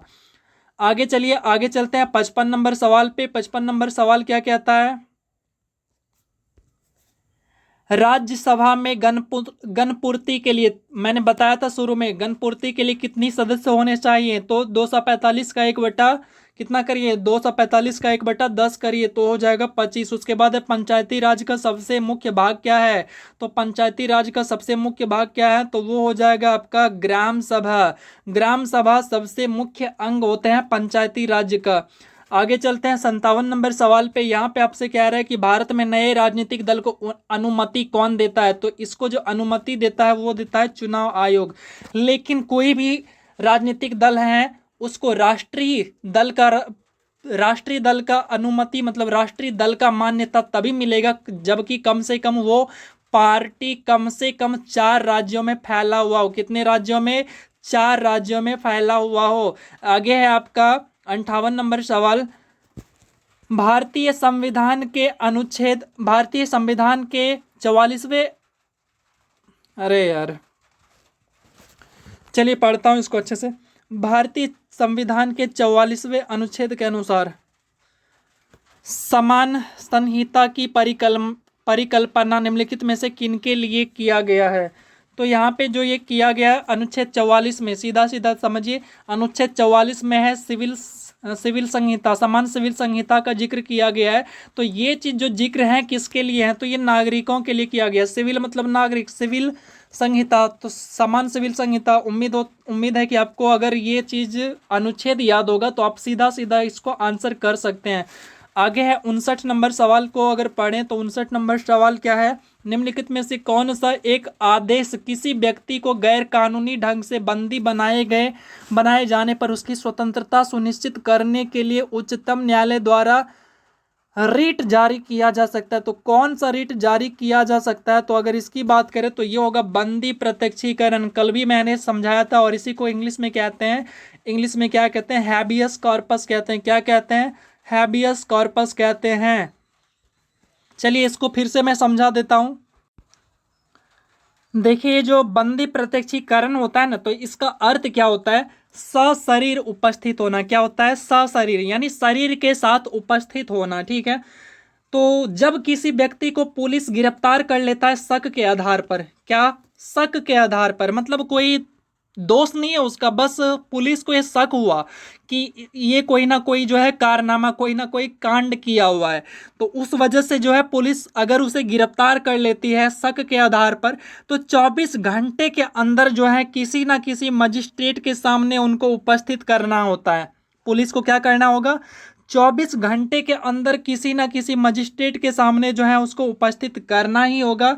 और रास्ते में जो ले जाने का समय होगा, जो बंदी को पुलिस ले जा रही है, रास्ते में जो ले जाने का समय होगा वो 24 घंटे में नहीं जोड़ा जाता है।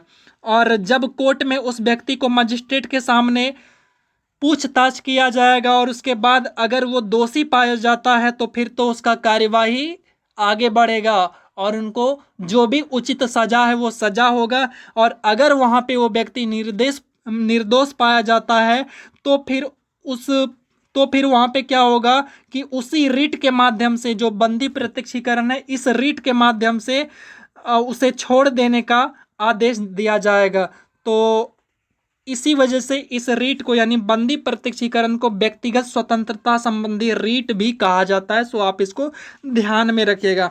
और अब समझा देते हैं ये परमादेश क्या होता है। ये जो परमादेश होता है, परमादेश देखिए, इसको तोड़ के देखिए, परम प्लस आदेश मतलब परम आदेश। ठीक है, सबसे ऊपर आदेश। तो ये क्या होता है? इसका अर्थ होता है जब कोई सरकार या कोई लोकहित पदाधिकारी है, मतलब कि कोई सरकारी पदाधिकारी है, कोई लोकहित मतलब हमारे संविधान के अकॉर्डिंग कोई पदाधिकारी है, वो क्या कर रहा है कि अपने कर्तव्य का सही ढंग से निर्वहन नहीं कर रहा है। क्या कर रहा है? अपने कर्तव्य का सही ढंग से पालन नहीं करता है। तो वैसे लापरवाह के विरुद्ध क्या किया जाता है? परमादेश रीट को जारी किया जाता है ताकि वो क्या करे, सही समय से अपने कर्तव्य का और सही तरीके से पालन करे। ठीक है, आगे क्या है, तो आगे है उत्प्रेषण। उत्प्रेषण क्या होता है इसको भी समझ लीजिए। अब समझा रहे हैं तो आपको समझा ही देते हैं। उत्प्रेषण क्या होता है, तो उत्प्रेषण का मतलब होता है भेजा गया आदेश। उत्प्रेषण हिंदी में सेंड, इंग्लिश में सेंड और हिंदी में उत्प्रेषण। इसका मतलब होता है भेजा गया आदेश। ये जो रीट होते हैं ये केवल केवल का केवल किसका, अधीनस्थ न्यायालय के विरुद्ध ही जारी किया जाएगा। मतलब ये होता है कि जो अधीनस्थ न्यायालय होते हैं, मतलब हाई कोर्ट होते हैं, हाई कोर्ट के खिलाफ ही सुप्रीम कोर्ट इसको जारी करता है। कौन, सुप्रीम कोर्ट इसको जारी करता है। ठीक है, इसको ध्यान में रखिएगा। जब कोई हाई कोर्ट क्या करता है, किसी केस की सुनवाई पूरी कर लिया हो और उस पर क्या किया, वो अपना फैसला भी सुना दिया हो, तो फिर जो फैसला आया हो, जिसके खिलाफ आया हो, तो वो तो ऑब्वियस सी बात है, जिसके खिलाफ आया है तो वो नाखुश होगा। और वो नाखुश व्यक्ति क्या करे, वो अपील कर दे। कहाँ पे आके, तो सुप्रीम कोर्ट में अपील कर दे कि जज साहब जो हमें हाई कोर्ट में, पटना हाई कोर्ट में या फिर हमें कोई भी हाई कोर्ट, जो भी अपना अपना हाई कोर्ट है, उस हाई कोर्ट में जो फैसला दिया गया मैं उससे संतुष्ट नहीं हूं। तो क्या होगा उस कंडीशन में पता है, तो उस परिस्थिति में जो सुप्रीम कोर्ट होते हैं वो क्या करेंगे, जो उससे रिलेटेड, उसके केस से रिलेटेड जो भी कागजात होगा उसको मंगाने के लिए ये उत्प्रेषण रीट को जारी किया जाएगा। और उसके बाद जो है उस मुकदमे का, उस केस का एक नए सिरे से जो है उनका सुनवाई होगा। ठीक है, उम्मीद करते हैं ये चीज समझे होंगे। आगे है आपका कौन सा, तो आगे है आपका ये अधिकार परीक्षा। कौन सा, अधिकार परीक्षा। तो ये भी बता देता है, अगर कोई व्यक्ति है वो सरकारी पद पे या फिर अर्ध सरकारी पद पे बैठा हुआ हो, मतलब किसी भी गलत तरीके से वो उस पद को हासिल किया हो, अवैध तरीके से, ठीक है, तो वैसे अवैध पद धारक के विरुद्ध जो है ये वाला रीट को जारी किया जाता है और उस पर कार्रवाई किया जाता है और उनके जगह जो है सही व्यक्ति को नियुक्त किया जाता है। तो ये था आपका चारों का चारों। और वैसे जो है सुप्रीम कोर्ट के द्वारा 5 तरह के रीट को जारी किया जाता है। कितने, 5 तरह के रीट को जारी किया जाता है। और एक रीट और है जो कि यहाँ पे नहीं है और उसका नाम है प्रतिषेध। तो प्रतिषेध भी बता ही देता हूँ। प्रतिषेध का मतलब होता है मना करना या मनाही। इसमें क्या होता है, जब कोई अधीनस्थ न्यायालय, मतलब अधीनस्थ न्यायालय कहते हैं हाई कोर्ट, तो जब कोई हाई कोर्ट किसी मामले की सुनवाई के समय अपने अधिकार क्षेत्र का उल्लंघन करता है, क्या करता है, उल्लंघन करता है, तो उस परिस्थिति में वह अपने अधिकार में ही बात करे, तो फिर इसके लिए ये रीट जारी किया जाता है। और जो प्रतिषेध होते हैं और उत्प्रेषण रीट होते हैं ये सुप्रीम कोर्ट के द्वारा जारी किए जाते हैं। किसके लिए, सिर्फ हाई कोर्ट के लिए जारी किए जाते हैं, अधीनस्थ न्यायालय के लिए जारी किए जाते हैं। तो इस बात को भी आप अच्छे से ध्यान में रखिएगा। अब चलते हैं हम 60 नंबर सवाल पे। उम्मीद करते हैं ये चीज आपको क्लियर हो गया होगा। देखिए 60 नंबर सवाल क्या है, भारत का कोई नागरिक अपनी नागरिकता को देगा यदि वह, क्या लिखा है बे, चलिए समझ गए। यहां पे लिखा है भारत का कोई अगर नागरिक है, अगर वो, एक मिनट, भारत का कोई नागरिक अपनी नागरिकता को देगा, को नहीं देगा मतलब खो देगा। देखिए कोई अगर भारतीय नागरिक है, अगर वो अपनी नागरिकता खो देता है तो कौन सा परिस्थिति ऐसा बन सकता है जिस परिस्थिति में वो भारतीय नागरिकता खो सकता है। तो उस परिस्थिति, यहाँ पे 3 ऑप्शन, मतलब 4 ऑप्शन है, तो वहां इसको देखते हैं। पहला कह रहा है कि भारतीय नागरिकता का परित्याग करता है। सवाल क्या लिखा है क्लियर नहीं हो पा रहा है, अगर आप क्लियर हैं तो कमेंट करिएगा। दूसरा है स्वेच्छा से किसी अन्य देश की नागरिकता, अन्य देश की नागरिकता।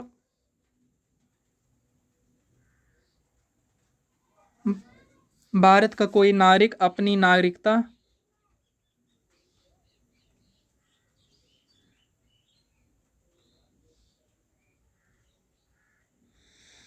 अरे भाई एक मिनट देखने दो।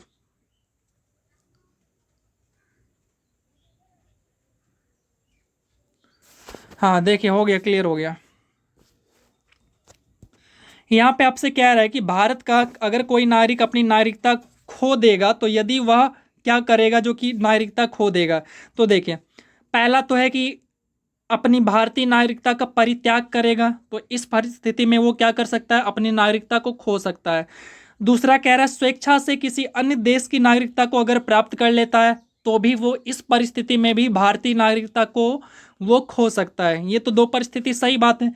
आगे अगर देखें तो आगे कह रहा है किसी अन्य देश के नागरिक से विवाह करता है। तो देखिए अगर कोई व्यक्ति जो है अन्य देश की नागरिक, जैसे आप मान लीजिए आप छोटू हैं, आप छोटुआ आपका नाम है और आप छोटिया से विवाह कर लेते हैं, और छोटिया कहाँ की है तो अमेरिकी है, अमेरिका की है छोटिया। तो क्या ये जरूरी है अगर आप शादी कर लिए तो आपका नागरिकता समाप्त हो जाएगा? ये तो आपके ऊपर डिपेंड करता है। अगर आप शादी करके अमेरिका में बस जाते हैं तो फिर आपका भारतीय नागरिकता समाप्त, ठीक है। लेकिन सिर्फ शादी कर लेने पे आपका नागरिकता समाप्त नहीं होगा। तो तीसरा ऑप्शन तो ये नहीं। आगे चौथा है सरकार की आलोचना करते हैं, तो सरकार की आलोचना करने पे भी आपका नागरिकता समाप्त नहीं होने वाला है। तो हमारा जो खोने वाला परिस्थिति है तो मात्र ऑप्शन नंबर 1 और 2। तो देखिए ऑप्शन नंबर 1 और 2 कहाँ पे है? अगर 1 और 2 की बात करें तो ये आपका केवल सी, ऑप्शन सी में है। चलिए आगे चलते हैं। 61 सवाल, सवाल नंबर 61, 73वां संविधान संशोधन कहाँ लागू नहीं है? अगर इसकी हम बात करें तो 73वां संविधान संशोधन कहाँ लागू नहीं है, तो 73वां संविधान संशोधन है पंचायती राज से संबंधित। क्या है? पंचायती राज से संबंधित है। तो इसकी अगर हम बात करें तो यहाँ पे हो जाएगा आपका क्या, मणिपुर, और उसके बाद इसको आप अच्छे से ध्यान रखिएगा, मेघालय, एंड उसके बाद जम्मू कश्मीर। यहाँ पे ऐसा क्यों नहीं है? क्योंकि यहाँ पे 370 के अकॉर्डिंग इसको विशेष राज्य का दर्जा प्राप्त है और इसी वजह से यहाँ पे क्या है, लागू नहीं है। लेकिन जम्मू कश्मीर का स्टेट, ये जो आपका स्पेशल राइट का दर्जा था वो तो समाप्त हो गया। तो धीरे धीरे ये सब चीज़ें भी वहाँ पे लागू होने लगेगा। आगे चलिए, आगे आपका 62 नंबर सवाल, राज्यसभा में वर्तमान में कितने सदस्य हैं? तो ये तो वही नुन्नू वाला सवाल कर दिया। चलो बता देते हैं, 245। लेकिन अधिकतम कितने हो सकते हैं? 250 हो सकते हैं अधिकतम, लेकिन वर्तमान में 245 हैं। आगे देखिए, आगे हमारा 63 नंबर सवाल, संविधान निर्माण के लिए संविधान सभा के सदस्यों द्वारा हस्ताक्षर कब किया गया था? अगर इसकी बात करें तो यहाँ पे जो आपका आंसर होने वाला है वो होने वाला है कौन सा, तो बी नंबर, ठीक है। 1949 में जो है संविधान सभा के सदस्यों का यहाँ पे हस्ताक्षर किया गया था संविधान निर्माण के लिए। 26 नवंबर 1949 को हस्ताक्षर किया गया था, और उसी दिन जो है हमारा संविधान का कुछ अंश नागरिकता संबंधी जो है वो लागू कर दिए गए थे, और बाकी का पार्ट जो है आपका 26 जनवरी 1950 को लागू हुआ था। आगे है, राज्य में राष्ट्रपति शासन किस अनुच्छेद के तहत लगाया जाता है? तो राष्ट्रपति शासन जो लगाया जाता है आपका, वो लगाया जाता है कौन से, तो वो लगाया जाता है आपका, एक मिनट, ये हो गया आपका राष्ट्रपति शासन। राज्य में राष्ट्रपति शासन किस अनुच्छेद के तहत लगाया जाता है? राज्य में लगाना है, देश में नहीं। देश में लगाना है तो 356 होता है, लेकिन राज्य में लगाना है तो 356 के साथ साथ और भी कुछ जरूरी है। वो क्या है? तो वो है आपका 356 तो होगा ही होगा, साथ ही साथ इसके लिए आपका, साथ ही साथ इसके लिए आपका क्या होना चाहिए, 365 भी होना चाहिए, ठीक है। तो ये हमारा यहाँ पे क्या हो जाएगा, एक मिनट, डी हो जाएगा। चलिए मिल गया, ऑप्शन नंबर डी हो जाएगा, ठीक है। इसको आप ध्यान में रखिएगा। लेकिन हाँ, सिर्फ देश में अगर राष्ट्रपति शासन लगता है तो फिर यानी पूरे देश में, तो वो आर्टिकल 356 के अकॉर्डिंग लगेगा, ठीक है। और उसके बाद 352 में क्या है, तो 352 में है राष्ट्रीय आपात, और 356 में क्या है, तो वित्तीय आपात, ठीक है। आगे चलिए अगले सवाल पे, 65 नंबर, पंचायती राज लागू करने वाला 2 राज्य कौन है? पहला 2 राज्य कौन है जिसने कि पंचायती राज्य को लागू किया? तो पहला तो आपको पता होगा कि वो तो राजस्थान है, और दूसरा होता है आंध्र प्रदेश। कौन कौन? तो राजस्थान और आंध्र प्रदेश। बहुत सिंपल सवाल है और काफी ज्यादा रिपीटेड है। आपातकाल की घोषणा होने के 1 महीने के अंदर किस संस्था से पारित होना जरूरी है? अगर इसकी बात करें तो दोनों सदन से। कौन दोनों सदन? एक तो लोकसभा और दूसरा कौन सा, तो राज्यसभा से पारित होना बहुत ही आवश्यक है। 67 नंबर सवाल की अगर बात करें तो मौलिक कर्तव्य किस समिति के सिफारिश पर भारतीय संविधान में जोड़ा गया था? तो कल पढ़ा था हम लोगों ने, स्वर्ण सिंह समिति के सिफारिश पर 1976 में संविधान में सशस्त्र विदेश किस संविधान संशोधन में जोड़ा गया? यहाँ पे देखिए थोड़ा मिस प्रिंट है। संविधान संशोधन मतलब संविधान में सशस्त्र विद्रोह किस, हाँ, संविधान संशोधन के द्वारा जोड़ा गया। तो ये शब्द जो जोड़ा गया था वो जोड़ा गया था आपका 44वां संविधान संशोधन में। ठीक है, चलिए आगे चलते हैं। 69 नीति आयोग का अध्यक्ष कौन होता है? तो नीति आयोग का जो अध्यक्ष होता है वो कौन होता है? तो वो होते हैं प्रधानमंत्री होते हैं। कौन होते हैं? तो प्रधानमंत्री होते हैं, नीति आयोग के अध्यक्ष होते हैं, एंड इसका एक उपाध्यक्ष होता है। और चलिए आगे हम देखते हैं।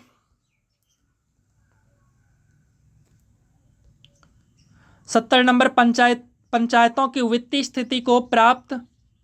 स्थिति को सिफारिश राज्य वित्तीय आयोग द्वारा किसे की जाती है, यानी किसके द्वारा की जाती है, ऐसा लिखा हुआ है। तो यहाँ पे इसकी अगर बात करें तो यहाँ पे हो जाएगा आपका राज्यपाल के द्वारा की जाती है पंचायत की वित्तीय स्थिति को सिफारिश राज्य वित्तीय आयोग द्वारा। ठीक है, आगे है 71 नंबर, किसी संगठन के सदस्यों को किस आधार पर एकत्रित होने की अधिकार से वंचित किया जा सकता है? तो अगर इसकी बात करें तो यहाँ पे है आपका राष्ट्र की एकता एवं संप्रभुता।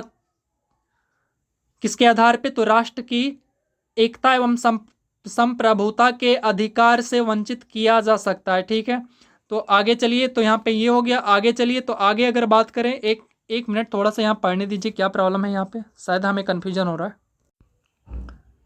हाँ, ये बात बिल्कुल सही है।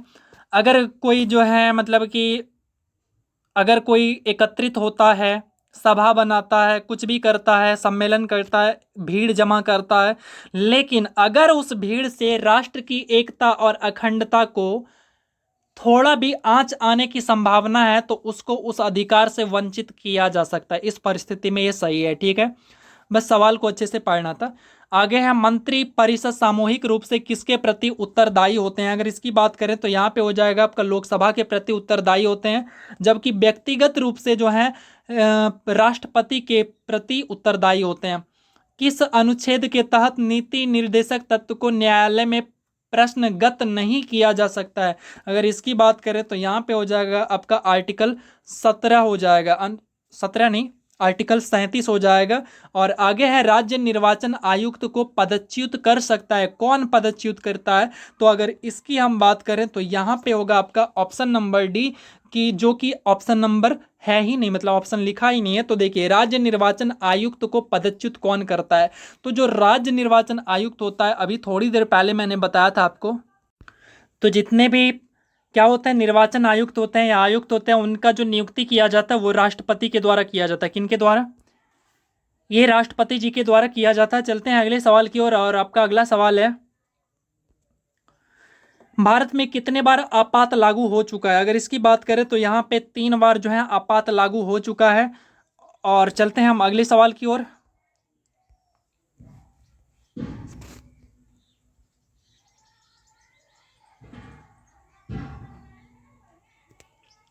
चलिए 76, तू कर अपने मन की तुझे किसने रोका है? तू कर अपने मन की तुझे किसने रोका है?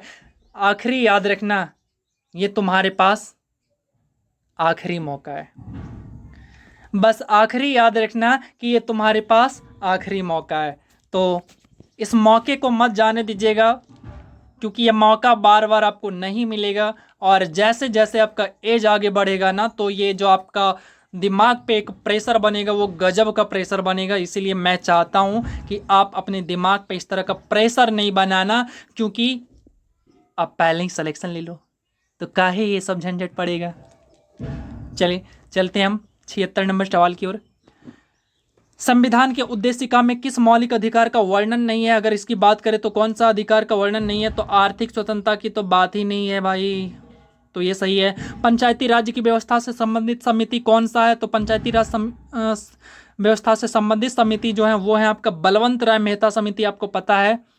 और उसके बाद अगर आगे चलें तो आगे है सवाल आपका 78 नंबर, अंतर्राज्यीय परिषद का गठन किस समिति के सिफारिश पर की गई थी? तो ये जो किया गया था तो इसका है केलकर समिति। किसका? केलकर समिति। ठीक है, आगे है उद्देशिका में, उद्देशिका मतलब प्रस्तावना। प्रस्तावना में 42वें संविधान संशोधन में कौन सा शब्द जोड़ा गया था? तो उसमें 3 शब्द जोड़ा गया था और सवाल आते हैं बार बार। तो 3 शब्द कौन सा जोड़ा गया था? तो वो जोड़ा गया था, एक मिनट देखने दीजिएगा थोड़ा सा। 70 नंबर सवाल, हाँ ठीक है, 70, 78, 79 पे है। चलिए देखते हैं। तो वो 3 शब्द कौन सा था? तो वो था आपका समाजवाद, पंथ निरपेक्ष और अखंडता। कैसे याद रखिएगा? अपंस, क्या? अपंस, अपंस, अपंस। आ से अखंडता, पा से पंथ निरपेक्ष, या इसी के जगह धर्म निरपेक्ष भी लिखा रहता है, और सा से समाजवाद हो गया ना, ट्रिक्स। तो ऐसे याद रख लो। और आते हैं सवाल, बार बार आते हैं। चलिए 80 नंबर सवाल देखिए। राष्ट्रपति, भारत के राष्ट्रपति किस प्रकार पदच्युत किया जा सकता है? तो भारत के जो राष्ट्रपति होते हैं उनको पदच्युत किया जा सकता है किस प्रोसेस से? तो संसदीय प्रक्रिया के द्वारा इनको पदच्युत किया जा सकता है। और उसके बाद चलते हैं आगे। तो 81 नंबर सवाल, भारत का राष्ट्रपति किस प्रकार का वीटो का प्रयोग करता है? तो भारत का राष्ट्रपति जो होते हैं वो कौन सा वीटो? तो वो करते हैं वैशेषिक वीटो का प्रयोग करते हैं। आगे है भारतीय संविधान के अनुसार दल बदल के आधार पर निरहता यानी योग्यता अहर्ता का उल्लेख है कौन कौन से अनुसूची में इसका उल्लेख है? अगर इसकी बात करें तो यहाँ पे हो जाएगा आपका 10वीं, दल बदल में 10वीं, रावेश राज में सुबह भूद, द से दल बदल, ठीक है, 10वीं अनुसूची में इसका जिक्र है। अगला सवाल है 83 नंबर सवाल। यहाँ पे आपसे क्या है, सवाल कह रहा है कि निम्नलिखित में से कौन सा कथन लोकसभा के उपाध्यक्ष के संदर्भ में सही नहीं है? तो चलिए यहाँ पे देखते हैं। यहाँ पे क्या है आपसे, यह लोकसभा के सदस्यों से चुना जाता है, बिल्कुल सही बात है। इधर नहीं, चलिए इधर लगाता हूँ, सही सही बात है। उसके बाद है आपका उपाध्यक्ष अपने पद पर लोकसभा के कार्यकाल के दौरान रहता है, सही बात है। उसके बाद है जब अध्यक्ष का पद रिक्त होता है तो उपाध्यक्ष अध्यक्ष का कार्य करता है, ये भी सही बात है। उसके बाद है डी, जब उपाध्यक्ष लोकसभा के पीठासीन अधिकारी होते हैं तब वह प्रथमतः मत दे सकते हैं। जी नहीं, वो मत नहीं दे सकते हैं। वो मत जो है सिर्फ का सिर्फ वो लोकसभा के अध्यक्ष ही देंगे, लोकसभा के पीठासीन ही देंगे। तो ये वाला यहाँ पे गलत है। तो अकॉर्डिंग, इस सवाल के अकॉर्डिंग हमारा डी ऑप्शन सही हो जाएगा। चलिए आगे बात करते हैं। राज्यसभा धन विधेयक को कितने दिन के लिए लंबित कर सकते हैं? तो ये ज़्यादा दिन तो नहीं, बस 14 दिन के लिए जो है ये लंबित कर सकता है। अब इस 14 दिन में अगर वो लोकसभा जो ये राज्यसभा जो है धन विधेयक को पास करे या ना करे, उसको पास ही समझा जाता है। अगला सवाल है 85, संविधान की प्रस्तावना, उद्देशिका को ही पढ़ते हैं। प्रस्तावना, प्रस्तावना में समाजवादी एवं धर्मनिरपेक्ष शब्द को कब जोड़े गए थे? तो अभी थोड़ा देर पहले तो हम लोगों ने पढ़ा था, ठीक है। तो ये कब जोड़ा गया था? तो ये था आपका 42वां संविधान कौन सा था? 42वां संविधान संशोधन था। तो जो हमारे यहाँ पे डी हो गया। अगला सवाल, कोई व्यक्ति अगर राज्य विधायिका का सदस्य नहीं है तो वह डैश के लिए मुख्यमंत्री नियुक्त किया जा सकता है और उक्त निर्धारित समय में उसे राज्य विधायिका के लिए निर्वाचित होना आवश्यक है, अन्यथा वह मुख्यमंत्री नहीं होगा। जैसे कि अभी वर्तमान में आप ममता बनर्जी को देख सकते हैं। तो सेम टू सेम ये कितने महीने के लिए, ये कम से कम मतलब कितने महीने के भीतर उनको किसी ना किसी विधायिका का सदस्य होना जरूरी है। तो ये जो है अगर इसकी हम बात करें तो कम से कम 6 माह, यानी 6 माह के अंदर उनको किसी ना किसी विधायिका का सदस्य होना, निर्वाचित होना जरूरी है, अन्यथा वो मुख्यमंत्री नहीं रहेंगे। संविधान निर्माण के दौरान कुल कितनी समितियां बनाई गई थी? अगर हम इसकी बात करें तो यहाँ पे जो आपका राइट आंसर, एक छोड़ दिया क्या, एक मिनट, 86, हाँ हो गया 86, 87 पे चलते हैं। हाँ, संविधान निर्माण के दौरान कुल कितनी समितियां बनाई गई थी? तो देखिए यहाँ पे ऑप्शन देखे तो ऑप्शन तो मिल ही नहीं रहा। तो देखिए टोटल उस टाइम जो है 22 समितियां बनाई गई थी, जो कि ऑप्शन में है नहीं। तो कभी कभी 22 दिखते हैं, कभी कभी 27 भी दिखते हैं। सो आप इसको देख लेना आपके ऑप्शन में क्या आता है, एग्जाम में क्या आता है, तो आप उसको देख लेना। बाकी जो है 22 समिति बनाई गई थी। आगे बात करते हैं, आगे है भारतीय संविधान के प्रस्तावना में न्याय शब्द निम्नलिखित में से किस रूप में उल्लेख नहीं करता है? अगर इसकी हम बात करें तो यहाँ पे हो जाएगा हमारा कानूनी रूप में इसका उल्लेख नहीं करता है। आगे बात करें तो आगे है आपका 89 नंबर सवाल। 89 क्या कह रहा है कि भारत के संविधान में निम्नलिखित में से कौन सा याचिका उल्लेख नहीं है? तो इसकी बात करें तो ब्यादेश, ठीक है, ब्यादेश रीट जो है इसका उल्लेख नहीं है। अभी थोड़ी देर पहले मैंने आपको बताया था, प्रतिषेध है, परमादेश है, उत्प्रेषण है, अधिकार परीक्षा है, और उसके बाद है आपका बंदी प्रत्यक्षीकरण। ये पांचों है बट ब्यादेश नहीं है। चलिए आगे चलते हैं। निम्नलिखित में से कौन सी संसदीय समिति का सदस्य अनिवार्य रूप से सत्ताधारी दल के सदस्यों में से होता है? अगर इसकी बात करें तो यहाँ पे हो जाएगा आपका प्राक्कलन समिति। कौन सा समिति? प्राक्कलन समिति। कौन सा? तो प्राक्कलन समिति में क्या होते हैं, यहाँ पे सदस्य अनिवार्य रूप से सत्ताधारी दल के होते हैं, ठीक है। तो कहने का मतलब यहाँ पे टोटल जो सदस्य होते हैं लोकसभा के सदस्य होते हैं, और इसमें सदस्य की संख्या कितनी होती है? तो इसमें जो सदस्यों की संख्या होती है प्राक्कलन में, तो वो होते हैं आपके टोटल के टोटल 30 होते हैं।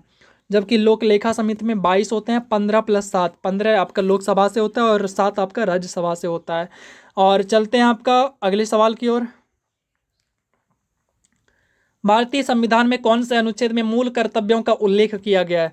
अगर इसकी बात करें तो भारतीय संविधान में कौन से अनुच्छेद में मूल कर्तव्य का उल्लेख है? तो अगर इसकी हम बात करें तो यहाँ पे आपका 51 का कॉम में, कल भी हमने पढ़ा था, भाग कौन सा? तो 4 का कॉम में हो जाएगा। निम्नलिखित में से कौन सा विषय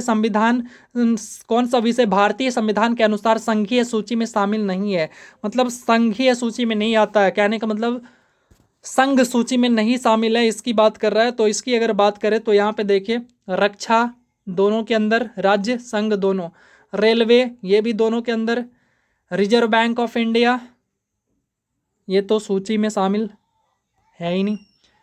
इसकी बात करें तो ये है आपका स्थानीय शासन। स्थानीय शासन दोनों में शामिल होता है, ठीक है।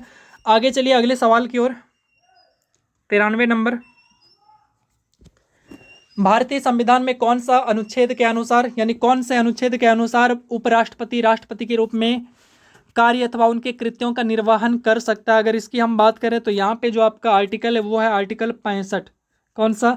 आर्टिकल 65। 94 नंबर सवाल। निम्नलिखित में से कौन सा कथन भारत के उपराष्ट्रपति चुने जाने की अर्हता के संबंध में सही नहीं है, मतलब गलत है, ये कह रहा है? तो आपको बताना है। तो देखिए हम बात करते हैं, भारत का नागरिक होना चाहिए, उपराष्ट्रपति चुने जाने के लिए भारत का नागरिक होना चाहिए, सही बात है। उनका उम्र 35 वर्ष पूरा हो गया हो, ये भी सही बात है। वह लोकसभा का सदस्य निर्वाचित होने के लिए अर्हित हो, ना भाई ये नहीं, ये राज्यसभा, ठीक है, ये यहाँ पे गलत हो जाएगा। तो हमारा जो सही आंसर होने वाला है ये हो जाएगा, ऑप्शन नंबर सी हो जाएगा। चलिए हम चलते हैं अगले सवाल की ओर। 95 नंबर।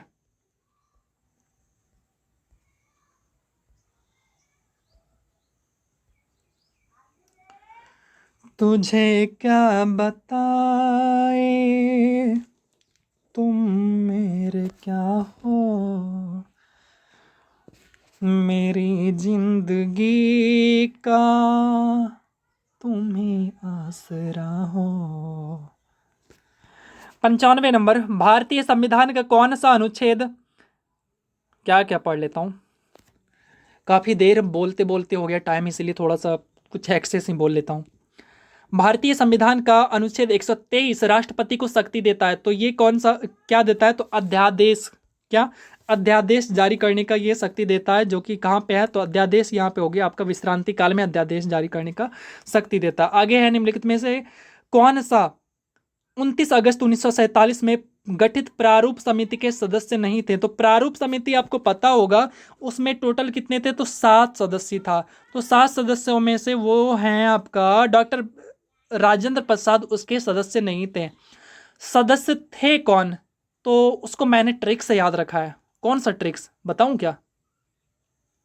ट्रिक से है, कौन सा है, कौन सा है, कौन सा है? असामामा गोटिक्री। क्या है? असामामा गोटिक्री। ठीक है। आ से अंबेडकर, सा से सादुल्ला, माँ से मनिक लाल मुंशी, माँ से देखना पड़ेगा हमको। ठीक है। तो असामामा गोटिक्री ले आऊंगा, धीरे धीरे मैं सब कुछ ले आऊंगा, बस आप थोड़ा सपोर्ट करो। चलिए 97 नंबर।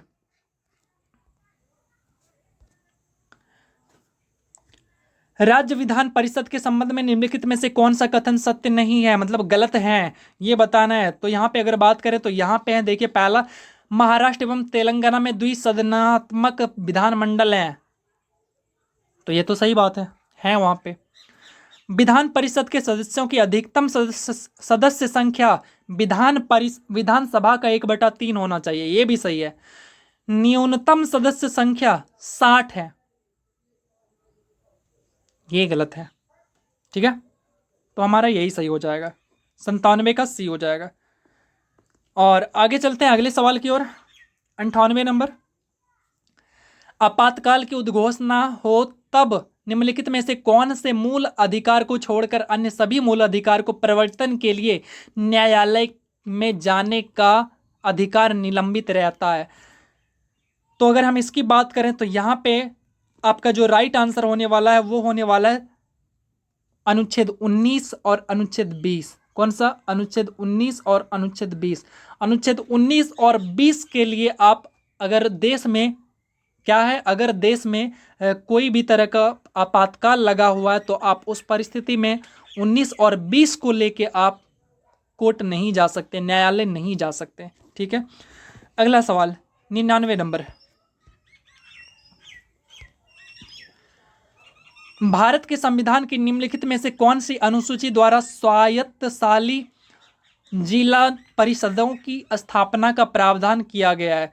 तो इसकी अगर बात करें तो यहाँ पे आपका आंसर होने वाला है छठी अनुसूची। कौन सा अनुसूची? छठी अनुसूची। आगे चलते हैं, अगला सवाल है 100 नंबर सवाल। यहाँ पे है, राज्यसभा के सदस्य के चुनाव की प्रक्रिया कहाँ से ग्रहण किया गया? तो राज्यसभा का जो चुनाव किया जाता है ये प्रक्रिया दक्षिण अमेरिका से लिया गया है। कहाँ से लिया गया है? दक्षिण अमेरिका से लिया गया है। और चलते हैं 101 नंबर सवाल पे। तो ये सवाल क्या है कि भारत के राष्ट्रपति चुनाव में हुए विवाद का निर्णय कौन करता है? यानी भारत का जब चुनाव होता है, भारत के राष्ट्रपति का जब चुनाव होता है तो उस दौरान अगर विवाद उत्पन्न हो जाता है, क्या उत्पन्न हो जाता है? अगर विवाद उत्पन्न हो जाता है तो उस विवाद को निपटाने के लिए कौन निर्णय करता है? तो यहाँ पे इसका आंसर की अगर बात करें तो यहाँ पे हो जाएगा सर्वोच्च न्यायालय। ठीक है। 2 नंबर सवाल देखिए, निर्विरोध निर्वाचित होने वाले प्रथम राष्ट्रपति भारत के कौन थे? तो ये तो बिल्कुल सिंपल सवाल है, आपको याद भी होगा, संजीवा रेड्डी था वो। चलिए चलते हैं अगले सवाल की ओर। अगला सवाल आपका कौन सा है? राज्यसभा साधारण विधेयक को अधिकतम कितने दिनों तक लंबित कर सकता है? तो ये आपको मैंने अभी थोड़ी देर पहले बताया, तो ये मात्र जो है 14 दिनों के लिए निलंबित, 14 दिनों के लिए क्या कर सकते हैं? लंबित कर सकते हैं। और इसके बाद 4 नंबर सवाल, भारतीय राज्यों का आज़ादी के बाद पुनर्गठन मुख्यतः किस आधार पे किया गया था? तो उस टाइम तो किया गया था इसको भाषाई आधार पे। तो भाषाई आधार पे किया गया था, किसके आधार पे? भाषाई आधार पे। तो पहला राज्य बनने वाला था आंध्र प्रदेश। अगला सवाल 105 नंबर, यहाँ पे है, लोकसभा का अध्यक्ष कौन चुनता है? तो लोकसभा का जो अध्यक्ष चुनता है वो कौन चुनता है? तो लोकसभा के जो सदस्य होते हैं ना वही चुन लेते हैं। उसके बाद है, निम्नलिखित में से कौन सी संस्था संविधान उत्तर है, मतलब संविधान के अनुसार है? यानी संविधान के अनुसार होने का मतलब उसका संविधान के अनुच्छेद में या संविधान में जिक्र है उसका। अगर इसकी बात करें तो यहाँ पे है इसका आपका कौन सा हो जाएगा? नीति आयोग। ओ भाई, नीति आयोग कहाँ से आ गया? वित्त आयोग हो जाएगा। क्या हो जाएगा? वित्त आयोग हो जाएगा, जो कि हमारा संवैधानिक निकाय है। क्या है? संवैधानिक निकाय है। इसका जो आर्टिकल है 280 है। ठीक है। चलिए अगला सवाल 107 में कह रहा निम्नलिखित में से कौन से पंचायती राज व्यवस्था के अंग हैं? तो अगर इसकी बात करें तो यहाँ पे आपका अंग जिला परिषद। कौन सा है? जिला परिषद है। उसके बाद 108 भारतीय संविधान में मूल कर्तव्य को कब जोड़ा गया? तो आपको मैंने बताया था 42वां संविधान संशोधन के द्वारा टोटल जो है उस टाइम 10 जोड़े गए थे स्वर्ण सिंह समिति के सिफारिश पर। निम्नलिखित में से कौन सा भारतीय संविधान की प्रस्तावना में नहीं सम्मिलित है? तो अगर इसकी हम बात करें तो यहाँ पे आपका संघवाद शामिल नहीं है, जबकि समाजवाद, बंधुता, भाईचारा, संप्रभुता ये सारे के सारे शामिल हैं। आप प्रस्तावना पढ़े भी होंगे, हम भारत के लोग भारत को एक गणराज्य पढ़े भी होंगे, आपको याद भी होगा बहुत को, अगर नहीं है तो याद कर लीजिए, बहुत सारे सवाल आपका इजीली सोल्व हो जाएगा। 110 नंबर, एक विधेयक जो कि संसद में प्रस्तुत किया जाता है और कौन सी क्रिया के बाद वह अधिनियम बन जाता है? तो अगर इसकी बात करें तो जब राष्ट्रपति उस पर क्या कर दे, सहमति दे दे, तो वो क्या बन जाता है, वो अधिनियम या फिर वो कानून बन जाता है। तो ऑप्शन नंबर 20 सही है। उसके बाद अगला सवाल है, निम्नलिखित में कथनों पर विचार कीजिए। चलिए आइए विचार करते हैं। भारत में राष्ट्रपति चुनाव के निर्वाचक मंडल में पहला कथन कह रहा है कि विधान सभा के निर्वाचित सदस्य के मत का मूल्यांकन जो होता है वो कैसे होता है? तो पहला कह रहा है कि यहाँ जो मत का मूल्यांकन होता है, इसकी अगर हम बात करें, एक मिनट रुकेगा, इसकी अगर बात करें तो यहाँ पे कह रहा है कि राज्य की जनसंख्या बटे राज्य की विधानसभा में निर्वाचित सदस्य की संख्या गुना 100, नहीं जो 100 नहीं, दूसरा नंबर 100 की जगह वहाँ पे 1000 होता तो फिर सही हो जाता। उसके बाद दूसरा नंबर, एक निर्वाचित सदस्य के मत मूल्यांकन का, एक निर्वाचित सदस्य के मत मूल्यों का मूल्यांकन बराबर क्या होता है? तो सभी निर्वाचित विधानसभा सदस्यों का मतों का मूल्य का मान बटा निर्वाचित सदस्यों की कुल संख्या। तो यहाँ पे आपका 2 नंबर, यहाँ पे क्या हो जाएगा, 2 नंबर आपका क्या हो जाएगा, बिल्कुल सही, आप इसको कर सकते हैं। इधर क्या है 3,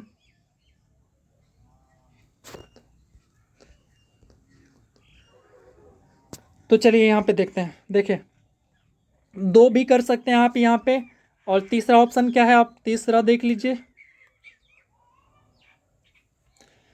तीसरा आपका कह रहा है कि संसद के दोनों सदनों के मनोनीत सदस्य राष्ट्रपति के निर्वाचन में भाग लेते हैं। जी नहीं, दोनों सदन प्लस में विधानसभा के सदस्य उसमें भाग लेते हैं राष्ट्रपति के निर्वाचन में। तो तीसरा तो गलत हो गया। तो हमारा जो सही ऑप्शन है सिर्फ का सिर्फ कौन सा है, तो वो हो जाएगा आपका मात्र 1 और 2। आप यहाँ पे कर सकते हैं बी। ठीक है, चलिए आगे।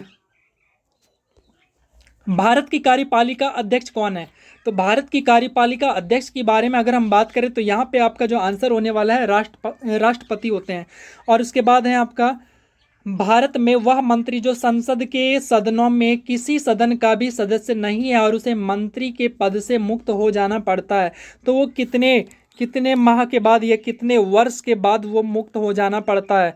यानी ये कह रहा है कि अगर कोई व्यक्ति जो है अगर कोई सांसद है वो कितने दिनों तक अनुपस्थित रहे और उसके बाद, ताकि उसका क्या हो जाए कि जो सदस्यता है वो खत्म हो जाए। तो आपको यही कह रहा है। तो 6 माह तक अगर कोई सूचना के बगैर कोई सांसद जो है अनुपस्थित रहता है सदन में, तो उसकी जो सदस्यता है वो खत्म हो जाएगा। यही है सवाल, बस उसको घुमा दिया है। मंत्रिपरिषद सामूहिक रूप से किसके प्रति उत्तरदायी होता है? तो इसकी अगर बात करें तो यहाँ पे हो जाएगा आपका बी नंबर हो जाएगा। क्या क्या हो जाएगा बी नंबर? तो यहाँ पे हो जाएगा लोकसभा के प्रति एक संवैधानिक बाध्यता के अंतर्गत। उसके बाद अनुच्छेद 75(3) में भी इसी का जिक्र किया गया है। तो 1 2 3 यहाँ पे ऑप्शन नंबर बी हो जाएगा आपका। चलिए अगला सवाल देखते हैं। निम्नलिखित में से कौन अपने प्रधानमंत्रित्व काल में लोकसभा के सदस्य थे? तो अगर इसकी बात करें तो यहाँ पे आपका हो जाएगा सी नंबर, चंद्रशेखर। कौन? चंद्रशेखर। और अगला सवाल है 116, भारत के प्रधानमंत्रियों में कौन अपने कार्यकाल में संसद में कभी उपस्थित नहीं हुआ? ये सवाल एनटीपीसी में भी आया हुआ था। तो ये 116 हो जाएगा चौधरी चरण सिंह। कौन होगा? चौधरी चरण सिंह। अब थोड़ा सा मैं समझा नहीं रहा हूँ, थोड़ा सा फास्ट कर रहा हूँ क्योंकि वीडियो बहुत ज़्यादा लंबा हो रहा है। अगला सवाल, उप प्रधानमंत्री पद का सृजन तो ये जो प्रधानमंत्री पद का सृजन हुआ वो कब हुआ, तो इसकी अगर हम बात करें तो ये हुआ था आपका संविधान के प्रावधान से हटकर हुआ। मतलब कि कोई भी संविधान में ऐसा कोई प्रावधान नहीं था, बस ये पद का सृजन हो गया था। और लेकिन अब तो अभी है भी नहीं, आपको भी पता है, अब प्रधानमंत्री नहीं, मतलब अब सिर्फ प्रधानमंत्री होते हैं, उप प्रधानमंत्री नहीं होते हैं। और पहले जो हमारे उप प्रधानमंत्री थे वो कौन थे, तो सरदार पटेल थे, पहले प्रधानमंत्री थे और पहले गृह मंत्री भी थे। तो इन सभी को भी याद रखिएगा, सवाल आते हैं। चलिए अगला सवाल 118, भारत के किस प्रधानमंत्री की मृत्यु देश से बाहर हुई थी, तो ये था आपका लाल बहादुर शास्त्री जी की मृत्यु हुआ था देश से बाहर। 19 नंबर, भारत के प्रधानमंत्री की नियुक्ति के समय क्या होना चाहिए, तो जरूरी नहीं है कि वह संसद के दोनों सदस्यों में से एक का आवश्यक रूप से सदस्य हो, परंतु उन्हें 6 माह के अंदर आवश्यक रूप से दोनों में से किसी एक सदन का सदस्य हो जाना चाहिए। तो थोड़ी देर पहले भी हम लोगों ने बात किया था, तो हमारा यहाँ पे यही सही हो जाएगा। चलिए चलते हैं अगले नंबर सवाल पे 120। आंसर मिल ही गया तो हमें पूरा पढ़ने का मतलब आगे कोई मतलब ही नहीं बनता। चलिए आगे देखें, भारत का प्रधानमंत्री बनने के लिए न्यूनतम आयु कितनी होनी चाहिए, तो न्यूनतम आयु भारत का प्रधानमंत्री बनने के लिए कम से कम कितनी होनी चाहिए, तो 25 वर्ष होनी चाहिए। और राष्ट्रपति बनने के लिए कम से कम 35 वर्ष, राज्यपाल बनने के लिए कम से कम, तो उसके लिए भी कितना होना चाहिए, तो उसके लिए भी होना चाहिए हमारा राज्यपाल के लिए वही 35 वर्ष और प्रधानमंत्री के लिए 25 वर्ष, और अगर मुख्यमंत्री बनना हो तो उनके लिए भी 25 वर्ष। चलिए अगला सवाल, निम्नलिखित में से कौन सा आधिकारिक दस्तावेज भारत से संबंधित हैं, तो हमारा जो दस्तावेज है उसको कहते हैं हम, क्या कहते हैं, श्वेत पत्र कहते हैं। चलिए आगे, बाकी हमको इस पे कंफ्यूजन है, आप इसको एक बार देख लीजिएगा, ठीक है। अगला, संघीय मंत्रिमंडल का पुनर्गठन किसकी रिपोर्ट पर आधारित है, तो इसकी अगर आधारित था, अगर इसकी बात करें तो ये था आपका गोपाल स्वामी अयंगर के रिपोर्ट पर आधारित था। उसके बाद है भारतीय संविधान के किस अनुच्छेद के अंतर्गत भारत के भीतर अंतर्गत, क्या लिखा हुआ है, अंतर्गत भारत के नियंत्रक एवं महालेखा परीक्षक की नियुक्ति होती है। तो भारत के नियंत्रक एवं महालेखा परीक्षक की जो नियुक्ति होती है वो होती है आपका 148, कहाँ 148 में होती है भारत के। अगला सवाल 124, भारत के CAG controller and auditor general of India नियंत्रक एवं महालेखा परीक्षक कार्य करते हैं, ये क्या कार्य करते हैं, तो ये कार्य करते हैं जो लोक वित्त संरक्षक के रूप में काम करते हैं, ठीक है, किसके रूप में, लोक वित्त संरक्षक के रूप में, ठीक है। और उसके बाद आगे बात करें तो एक गैर सदस्य के रूप में संसद के किसी एक सदन की कार्यवाही में भाग ले सकता है, तो वो कौन भाग ले सकता है, तो वो है हमारे महान्यायवादी। यानी ये जो है वहाँ पे सदस्य ना होते हुए भी वो वहाँ पे क्या कर सकते हैं, भाग ले सकते हैं। आगे हम बात करते हैं 126 नंबर की, तो 126 नंबर सवाल है आपसे, निम्नलिखित में से किसे संसद के दोनों सदनों में बोलने और अन्य कार्यवाहियों में सम्मिलित होने एवं किसी भी संसदीय कमेटी का अधिकार सदस्य होने का अधिकार तो है, परंतु वहाँ पे वोट नहीं कर सकते। अगर इसकी बात करें तो ये है आपका अटॉर्नी जनरल। कौन है, भारत के अटॉर्नी जनरल, ठीक है। चलिए अगला सवाल, भारत के नियंत्रक एवं महालेखा परीक्षक यानी सीएजी के संबंध में निम्नलिखित में से कौन सा कथन सही नहीं है, तो अगर इसकी बात करें तो यहाँ पे पहला कथन क्या है, तो यहाँ पे कह रहा है कि उसकी नियुक्ति भारत के राष्ट्रपति के द्वारा की जाती है, ये तो सही बात है। उसके बाद है जो नियंत्रक एवं महालेखा परीक्षक होता है उनका कार्यकाल समाप्त हो जाने के बाद भी वो भारत सरकार के अधीन पद पर आगे और बने रहने के लिए पात्र होता है। नहीं, ये गलत बात है, ठीक है, तो ये गलत बात है और हमारे लिए आंसर यही हो गया। चलिए आगे चलते हैं।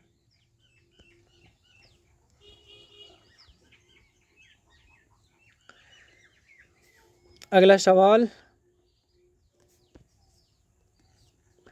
लोकसभा के चुनाव में निर्वाचित होने के लिए किसी भी व्यक्ति की न्यूनतम आयु सीमा कितनी होनी चाहिए, अगर इसकी बात करें तो यहाँ है 25 वर्ष, अभी थोड़ी देर पहले बताया। अगर लोकसभा में तो 25 वर्ष, विधानसभा में तो 25 वर्ष, लोकसभा को विधानसभा से रिलेट, ठीक है, सेम टू सेम ऐसे रिलेट करना है। राज्यसभा को विधान परिषद से रिलेट, सेम टू सेम। अगर आप लोकसभा राज्यसभा पढ़ लिए तो मतलब विधानसभा विधान परिषद भी पढ़ लिए आप, इस बात को ध्यान रखिएगा। राज्यपाल पढ़, राष्ट्रपति पढ़ लिए तो राज्यपाल हो गया, काम खत्म। और प्रधानमंत्री पढ़ लिए तो फिर मुख्यमंत्री खत्म। चलिए, यानी एक गोली में दो शिकार हो जाते हैं। चलिए आगे बात करते हैं हम।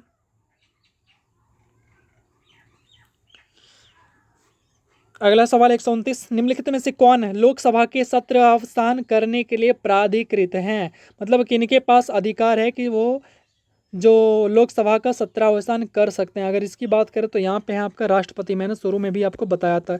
चलते हैं अगले सवाल की ओर। तो अगला सवाल है आपका, संविधान का निम्न अनुच्छेद 82 के अनुसार लोकसभा की सीटों का राज्यसभा के मध्य आवंटन जनगणना किस वर्ष पर आधारित है? अगर इसकी बात करें तो ये है आपका 1900 कौन सा, एक मिनट सवाल को थोड़ा सा, निम्नलिखित में से संविधान का निम्न अनुच्छेद 82 के अनुसार लोकसभा सीटों का राज्यों के मध्य आवंटन वर्ष जनगणना किस पे आधारित है? तो यहाँ पे सर का आंसर के अकॉर्डिंग कितना है, तो सर का आंसर के अकॉर्डिंग 1981 है, लेकिन मैं कन्फ्यूज हूँ, ठीक है, क्योंकि ये आपका जो है ये होना चाहिए था। बाकी एक बार इसको आप देख लेना और उसके बाद आप हमें कमेंट करके बता देना।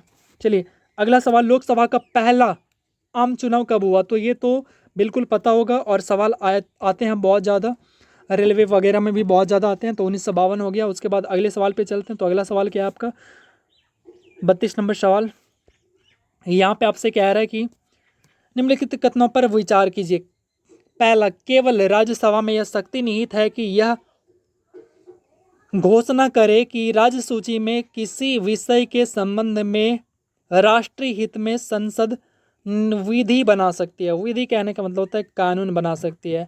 तो ये सही बात है कि राज्य सूची पर सिर्फ राज्य ही कानून बना सकती है, लेकिन किसी परिस्थिति में जो है वो कानून आपका संसद भी बना सकती है, ठीक है, किसी आपात के परिस्थिति में संसद भी बना सकती है ये चीज़। अगला दूसरा पढ़ते हैं, आपात की उद्घोषणा का अनुमोदन करने वाले संकल्प केवल लोकसभा द्वारा पारित होते हैं। और अगर इसकी बात करें तो ये जो कथन है ये आपका सही नहीं है। तो हमारा जो सही है सिर्फ एक है, तो ऑप्शन केवल एक हो गया। अगला सवाल 133, भारत के राष्ट्रपति डैश की अनुशंसा पर लोकसभा को भंग कर सकते हैं। तो भारत के जो राष्ट्रपति हैं वो किसकी अनुशंसा पर? तो मंत्री परिषद के लिखित अनुशंसा पर ये क्या कर सकते हैं, लोकसभा को भंग कर सकते हैं। लेकिन याद रखिएगा कि राज्यसभा को कभी भी भंग नहीं किया जा सकता है। उसके बाद है, लोकसभा के अध्यक्ष अपना त्यागपत्र किनको देता है? तो ये तो देते हैं उपाध्यक्ष को देते हैं। किनको देते हैं? तो ये देते हैं उपाध्यक्ष को देते हैं। और अगला सवाल 135 नंबर सवाल, राष्ट्रपति द्वारा राज्यसभा में कितने व्यक्ति को मनोनीत किए जाते हैं? तो ये 12 किए जाते थे, पर अब वो भी समाप्त। लोकसभा में 2 राष्ट्रपति के द्वारा, वो भी समाप्त। और 2 कौन सा होता था? Anglo Indian. एंग्लो इंडियन बोले तो जो कि भारत में आके बस गए, यानी जो अंग्रेज लोग किधर आके बस गए, इधर भारत में आके बस गए, उसके लिए है, ठीक है। अगला 136, निम्नलिखित कथनों पर विचार कीजिए। चलिए आइए विचार करते हैं। पहला, संघ राज्य क्षेत्रों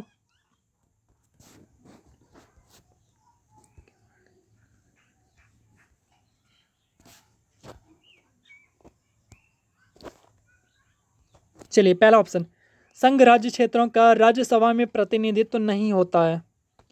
तो संघ राज्य क्षेत्रों का राज्यसभा में प्रतिनिधित्व तो होता है। क्यों? क्योंकि वो जो मनोनयन होता है तो वो तो उन्हीं के लिए होता है, ठीक है। तो ये वाला क्या है, विचार। उसके बाद है, निर्वाचन झगड़ों का निर्णय करना मुख्य निर्वाचन आयुक्त के अधिकार में होता है। तो यहाँ पे अगर इसकी बात करें, झगड़ा का निर्वाचन, ये और झगड़ा, तो ये भी गलत हो जाता है। और भारत के संविधान के अनुसार संसद में केवल लोकसभा और राज्यसभा होते हैं। भारत के संविधान के अनुसार संसद में केवल लोकसभा, राज्यसभा एंड राष्ट्रपति भी होते हैं, जो कि यहाँ पे शामिल ही नहीं है। तो ये भी गलत हो गए। तो चलिए हमारा जो यहाँ पे सही ऑप्शन की बात करें तो सही ऑप्शन इनमें से कोई भी नहीं है, ना तो 1, ना तो 2, ना तो 3, कोई भी नहीं। ठीक है, 137 नंबर सवाल की अगर बात करें तो यहाँ पे आपसे कह रहा है कि भारतीय संविधान के अंतर्गत निम्नलिखित में से कौन सा अनुच्छेद संसद को राज्य सूची के विषय पर संबंध में विधि बनाने की शक्ति प्राप्त है। अगर इसकी बात करें तो ये है आपका 249। ठीक है, कितना, 249। आगे चलते हैं, अगला सवाल। अगला सवाल है 138 नंबर। भारत में संसद मिलकर निर्मित होती है। भारत में संसद किसको मिलाकर बनता है? तो शुरू में मैंने आपको बताया था कि संसद में 3 भाग होते हैं। कितने, संसद के टोटल कितने अंग होते हैं? 3 अंग होते हैं। कौन कौन से अंग होते हैं? तो वो कौन से अंग होते हैं? तो राष्ट्रपति होते हैं, राज्यसभा होते हैं, लोकसभा होते हैं। लोकसभा, राज्यसभा एंड राष्ट्रपति, ये तीनों मिलके होते हैं। तो देख लीजिए 1 2 3, ऑप्शन नंबर कौन सा है? 1 2 3 पहला। ठीक है, आगे चलिए। अध्यक्ष सदन के किसी भी सदस्य को बोलने से रोक सकता है और अन्य किसी सदस्य को बोलने की अनुमति दे सकता है। यह घटना क्या कहलाती है? इसकी अगर बात कहें तो इसको कहते हैं बैठ जाना। क्या कहते हैं? बैठ जाना कहते हैं। तो ये सदन की भाषा है, तो बस आप इसको सीख लीजिए। उसके बाद है राजनीतिक शब्दावली में शून्यकाल का अर्थ क्या होता है? तो शून्य का मतलब क्या होता है? तो आपको पता है शून्य का मतलब ही होता है जीरो। क्या होता है? जीरो।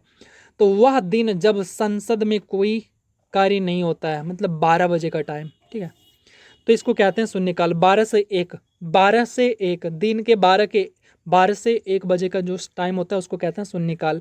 तो उस समय कोई कार्य नहीं होता है। आगे अगला सवाल, निम्नलिखित कथनों में से कौन सा कथन सही नहीं है? अगर इसकी बात करें तो पहला कथन है धन संपत्ति के मामले में राज्य ज़्यादा शक्तिहीन है। तो ये बात, धन संपत्ति के मामले में राज्यसभा शक्तिहीन है बोले तो इसके पास शक्ति नहीं है, ये बात सही है। धन विधेयक की शुरुआत राज्यसभा से होती है। जो धन विधेयक होते हैं इसकी शुरुआत राज्यसभा से नहीं होती है। इसके पास तो शक्ति भी नहीं होता धन विधेयक के लिए, मात्र 14 दिन का अधिकार होता है। तो इसका जो शक्ति होता है वो होता है राज्यसभा, नहीं लोकसभा के पास होता है। तो ऑप्शन ये गलत है, तो हमारा ये सही हो गया। चलिए अगला सवाल, निम्नलिखित में से कौन सी एक सबसे बड़ी संसदीय समिति है? अगर इसकी बात करें तो 142 का बी हो जाएगा यहाँ पे, प्राक्कलन समिति। कौन सा समिति? प्राक्कलन समिति है, जो कि एक सबसे बड़ी समिति होती है। उसके बाद है 143 है, निम्नलिखित में से कौन सा सूचना का अधिकार अधिनियम 2005 से संबंधित है? तो ये आप सीधा सीधा याद रख लीजिएगा कि ये जो आपका इधर है, अच्छा भाई इधर,